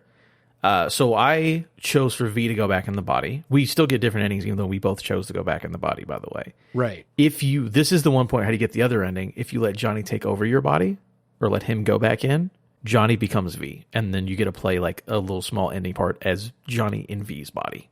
Okay. Like fully taken over. And so that's an ending that neither one of us got. But that is an ending where like Johnny takes the body. Gotcha. So when you say it ended differently, do you mean like my ending with the Aldecados versus versus what happens to me? Yeah. Gotcha. Okay. So I also picked V going back into the body because this is what V would want, and Johnny is on board with this too. There had been so much growth between the two of them that Johnny wants this. He wants V to survive. And Johnny also talks about like the right to die here for both characters. Basically, I think Johnny's accomplished in my story everything that he wanted to accomplish other than like the permanent destruction of Arasaka. He made amends with everybody. We're fucking with Arasaka again. We killed Atom Smasher. All of this is like he's tied up a lot of his loose ends. So Johnny going into like this place beyond the black wall isn't necessarily dying, but it is in a way death from the physical world, I guess. So he talks about that. He also talks about V's right to die in the physical world, like a permanent death, and the right to kind of choose how she uses the rest of her time. So V and Johnny say their goodbyes. It's a really touching goodbye, like brought tears to my eyes. And that's a testament to all the work they did with these characters throughout the story, where like when you first start the game or when Johnny first appears, you're like, oh, Johnny's the villain in this game. I have the villain living in my head, to come all this way to where Johnny's like, no, you go ahead, you take it, you deserve it. I'm going to go live with Alt beyond the black wall. Whatever that means, I'm okay with that. And then Johnny tells V to never stop fighting. And then that's it. Very nice. So then you had the whole, after that, like whenever you come out of cyberspace. Yeah. With the Aldecados. So with the Aldecados, and Judy was there too, because she was my romance partner. And it's they ride off, they leave Night City. They have to do this thing to like get past like border control, however that works in here. They use a sandstorm as cover to get out. And it kind of ends with they're out of the reach of Night City. They're looking up at the starry sky. Panam and Judy and V are on like the hood of this tank, but V has 6 months to live. So it's like it's a happy ending, but it's as much of a happy ending as I think Night City can let people have. Yeah. I would say most endings don't seem to play out super well for V, which is maybe a good thing, because it's just a story about a single person, becoming a legend, maybe not becoming a legend. What does that mean? I don't remember. Isn't that one where there's like, Panam's like, maybe there's a doctor out somewhere that can maybe do something for you, but like you don't know actually what happens, right? She says that, but I think that was more like her trying to just comfort you a little bit. Like I think everyone kind of knows like this isn't going to happen. Yeah. If we couldn't get it done in Night City, we're driving out into the fucking waste out here. Like what are we going to find out there? So, but it's like V has a choice. V gets to live their life, but maybe there's not a happy ending for someone like V. Maybe it is what it is. So in mine, You go back into the body. You have that awesome scene with Johnny Silverhand. Again, this was 2020, so I might be a little fuzzy on some of the details. So the idea is that you go back in your body. You have 6 months to live. You wake up in like this super, super nice apartment. Because that was my male V, so I was with Pan Am. She was there hanging out with me. She's like, all right, this time we've had has been great. You love you. This is awesome. It's cool. It's like V is obviously living decently, even though you only have 6 months to live. Mm-hmm. It's all right. I'm going to go do the thing now, Pan Am. I'm going to go do it now. All right, cool. See you later. Get in a shuttle. The game ends with you in space, in a spacesuit, going to like rob a casino in space. So I think it's the idea of like V is going to become a legend, and like this is like the final bit of time before V. Like this is like how V goes out as being an actual like Night City legend, because I think it's called like the details of this ending is called The Sun, and it's become a legend at the afterlife. So I think you like pull the biggest job of all time, and like you choose to die like as the way that V wants to live, which is pretty cool. You're in space in a spacesuit robbing a casino. That's pretty cool. Nice. Does V come back, or is that like a it ends with you mission? in the spacesuit going to the space casino. So it's okay. Again, it's also ambiguous. Like, does this lead to anything, or is it just like going out in a blaze of glory? Okay, so that sounds like one of the better endings, like quote happier endings. Yeah. Now, Phantom Liberty ending. Yeah, tell me about it. This one's a doozy. All right, so you're on that rooftop, and I remember this one's fresh because this was like 2 days ago. You're on that rooftop. They come with an AV. A doctor's there. It's like, hey, Reed told me we're going to help you out. We're going to do our thing, right? You get into the AV and you're talking to the doctor and stuff. And it's like, oh, by the way, like when we do this, it's going to wipe the engram. There's not like a way to save the engram to save your life. We have to get rid of that relic. And it's like, and Johnny Silverhand appears in front of you. He's like, we were on the roof. There were other ways to do this. Is this really like, this is how it's going to end? Like Johnny gets like a little upset. He's like, I understand you want to live, V. And like they have like a last little argument. He's like, I understand you want to live, but like, we had other ways to do this. It didn't have to be me dying. Like, he's like, you're killing me. You know that, right? And it's like, man, I feel a little guilty right now. But at the end, he's like, I love his last line. He's like, can we find it in our heart to forgive each other? And then you can choose to either forgive Johnny or not. So it's like, oh, wow. Like, you are almost the same person. You're both forgiving each other for it. And he's like, at the end of the day, I ain't mad at you. You want to live? I get it. This is the opportunity you saw. You took it. So he gets a little mad. But then at the end of the day, I think, again, when he says, can we forgive each other in our hearts or whatever? It's like, okay, cool. You go to surgery. They like put you down or whatever. There's like little flashes if you like in the hospital bed and there's like shadow standing over you or whatever. You wake up and then Reed is there. And you're like, hey, Reed, what's up, bud? He's like, oh, I was just coming to check on you. The doctor said you were, because in the game, they're like, okay, your recovery time is going to be like a month.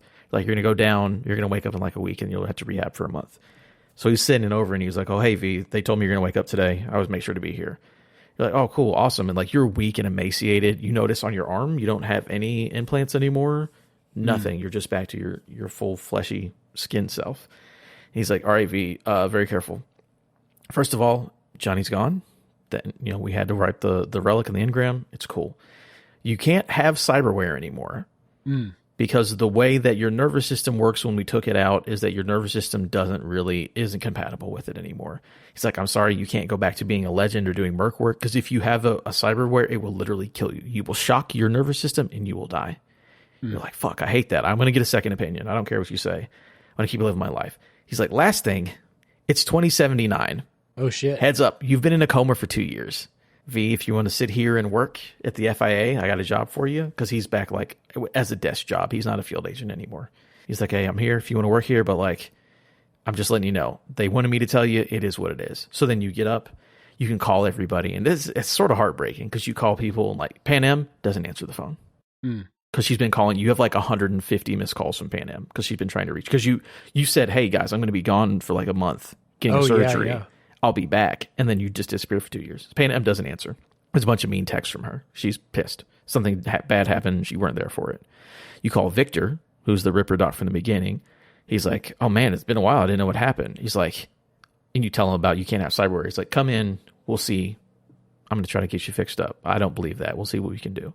And then I was in a relationship with Judy. I called Judy. She picks up the phone. She's like, oh my God, V, it's been so long. I'm so happy to hear you're alive. She looks completely different. Like her hair's gone or different, like longer and stuff. And you're like, oh, hey, I'm glad to see you. It's been rough. Like, hopefully we can like meet up again one day. She's like, oh, I live in Pennsylvania and I'm married. Oh shit. And it's like, yeah. So everybody you knew has been forced to move on because they didn't know. They just assumed you died because they're like, they knew Johnny was killing you. They assume you're dead. Yeah. So you leave the nursery room, the hospital room, go back to Night City. There's like some punks that are there. They're like, hey, give us your money. They're like, leave me alone. Like, but again, it's like, I don't have the ability to do the things I used to do because you used to be able to mop these dudes up. Can't do it. So you can like talk your way out of that and be like, move out the way, asshole, and they'll leave you alone. You go to talk to Victor. Has sold to a corporation now. Like, Misty's shop isn't there anymore. It's a storefront for a corporation, and he's a ripper doc for a corporation. You go talk to him. He's like, yeah, it's right. You can't do anything. He's like, you could have like the eyes, you know, like the zoom in eyes. Like, that's basically all I could give you. Otherwise, you're going to die. And it's very somber. But he's like, hey, V, everything will be okay. We'll figure it out. You leave, those thugs beat your ass. These level 1 dudes that you could have mopped up at any time, like push you down the stairs and beat the shit out of you. Damn. And you're like, fuck, damn, I hate this. I literally don't have any power and I can't do anything at all. And then Misty shows up, looks different, hair's different. She's like, hey, V, I said this a little bit early in the podcast. She's like, hey, V, you're now just a face in the crowd. She's like, you got to learn to live like us now. Like, because again, most people, gang members and rich people have implants. Most people, like people in the street, don't have implants. She's like, you got to learn to be like the rest of us. She's like, you have the ability to live. That's what matters. You're going to have a life now. You don't have to worry about Johnny killing you. You don't have to worry about all this stuff. But you're not going to be your own stuff. You had to learn to be a new person. It's like, maybe I'll stay in the Night City. Maybe I won't. Whatever. And then Misty, like you get up with Misty and you leave after, and then it's just like. The game ends and like Misty gets in a car and it pulls out third person and you look at V and V is like, you don't have any hair anymore. Like, you look like you've been in a hospital bed for 3 years. And then you just turn around and walk off into the crowd. And that's it. So it's like, again, you're healed from the thing that will kill you. And I guess it's a better ending because V is alive, but also now you can never be the thing that you're used to being forever. So it's like you lived, but at what cost? Yeah. That idea of being a legend is like completely gone now. I mean, unless V finds a way, like even more against all odds, to become a legend without any of these, you know, quote, superpowers that you used to have or whatever. Well, that's the thing. Rogue does call you. She's like, hey, like at the afterlife, you're known as a legend. I'm not going to tell them what happened to you because if they see what you've become, your legend will go away. So just like live your life, be happy, but like just leave this behind and everyone will know V as the legend that happened once, but like you're basically not allowed to ever go back to that life. Okay, so in a way, V did get their wish. They became a legend, but like the cost of it is so heavy that you can never do it again. You're just a person now. And it's like, it's good because V lived, and you sort of get your wish. But it's like, man, everyone you know is gone. Or is living their own life now, and you just have to like restart as a normal person. Which in reality, like if it was an allegory for like somebody beating a terminal disease, you'd be like, oh, awesome. Maybe you can't be it. Maybe it was like, I'm an athlete and I had cancer and I beat cancer, but now I can't play football anymore. It's like, okay, that sucks, but at least you're alive. Yeah. But playing as that person who was the football player, it's like, I understand why it's rough. Like, I don't want to give that up for V. I don't want V to just be another face in the crowd, but at least you're alive. Yeah, it's really hard to imagine what someone like V would do without that life, you know? So that's the cost. As far as I know, right, this is the only ending where V survives for more than 6 months. Yeah, I'm on a wiki looking at all the other endings, and this seems like the only one where you know for a fact V gets to live over 6 months. So the cost of that is you cannot live the life that you used to live. Johnny's dead. Panam will probably never talk to you again. Your love interest has moved on, gotten married, moved across the country. You'll probably never see her again. And all of the people from your old life tell you to stay away because you got your wish of being a legend, but if you go back to your old places, that will disappear too. That's like the only thing that V has left. Yeah. It's like this false memory of who you used to be. That's pretty fucked up. Right? Yeah. That's the quote unquote good ending. Yeah. So it's one of those things where, okay, you got the thing that you wanted. You survived. You beat this. here's the cost. Here's what it took. Here's everything that you lost because of it. Yeah. Damn. It's wild. Yeah. Okay. So I had heard people talking about how fucked up the ending was. And I think it was like specifically talking about Phantom Liberty. So I have a feeling this is the one they're talking about because my ending was bittersweet, but in a way that like, you know, V has agency. She only has 6 months left, but she can do everything that she wants to do. She's with Pan Am and Judy. Johnny's not there, but like she and Johnny reached an understanding, a very mutual, respectful understanding at the end. So she can continue on and use that time how she wants to. And it seems like with this ending, and I love this. I love the idea of the good ending being this like hopeless situation. You're just like, V fades into anonymity. Was she going to like open a fucking food stall or something? Like what skills does V have out there in Night City? So, and I do have $2 million in the bank, so maybe V will be fine. That's true. She or he could just be chilling. Yeah. You never know. So. But it's sad because that's the only life you've known for, I played that game, that run for 90 hours. It's like, I was not expecting that to be the ending. I knew there was a time jump, but I did not know anything else. And I was like, oh yeah. Oof. I knew that would result in V being cured because I checked on the wiki after I picked my ending, but I did not read how that all plays out. So that's very cool. And I love how all of these endings that we talked about are all bittersweet in some way or just downright bad. And they all feel like they tie back into that central idea in this game. Those maybe two central ideas about kind of like the futility of trying to go up against these forces, but also like the main one of, okay, so you want to be a legend. What does that mean? What's the cost of that? What's the result of that if you actually succeed in your ending? Maybe in mine too. Maybe people know about V and what she did, but neither she nor Johnny are like living lives of luxury as a result of being this legendary figure, right? So I love how all of these are so different, but all tie into those same themes that the whole game has been working with. Yeah, because like I said, in your ending, even if V's going to die, you get on your own terms, and you'll always be known as the person who killed Adam Smasher. True. In mine, it's like... At least there's that. I did save the president. Well, I guess that's why I have a job in the FIA. I can have a government job because I saved the president, but yeah, no one in Night City cares about that. That's... that would be a nice little fucked up cherry on top of like the shit Sunday for your ending there. Like, okay, so V can't do anything, so she gets a desk job working for the government. That's what Reed offered her. He's like, I got a job for you. And she's like, it's going to be a desk job. You got to think that V probably took him up on that after a little while of wandering around. Ignore the $2 million in the bank. Yeah. But let's pretend that doesn't exist. Yeah. Let's assume that you blew all of that before you did the ending. That V's just like, well, I don't have anything else, so I guess I'll just go work a desk job for the government. And that's how unlegendary, like how much less of a legend could you be than that? Yeah. At least I could hang out with Idris Elba, but I don't think that's what V envisioned. But it's like, is what V envisioned necessarily the best thing for V? I guess it's up to how you feel about it. Because you get to pick your own endings. Yeah. Cool. The story of V and Johnny is really excellent. Like, it's going to stick with me for a long, long time. And probably even more so now knowing how some of these other endings go, which is why I'm glad, like, when we were texting a little bit, like while we were both playing it, I was like, don't tell me what happens, but like, tell me, what did you pick? And you told me like the complete opposite from me. So I was excited to hear how everything went. And it's even cooler in quotes. It's even cooler and more fucked up than I thought it would be. So that's cool, man.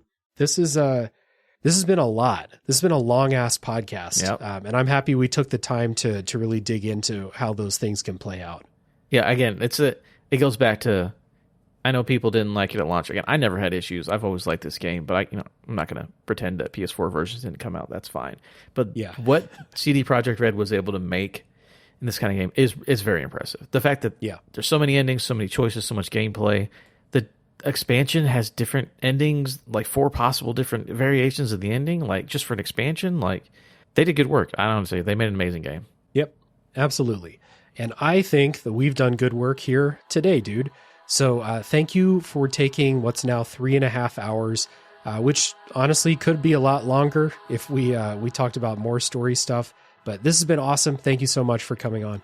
Yeah, thanks for having me. For being my first appearance on this show. What a one to go over, but I appreciate you having me on, and super into it.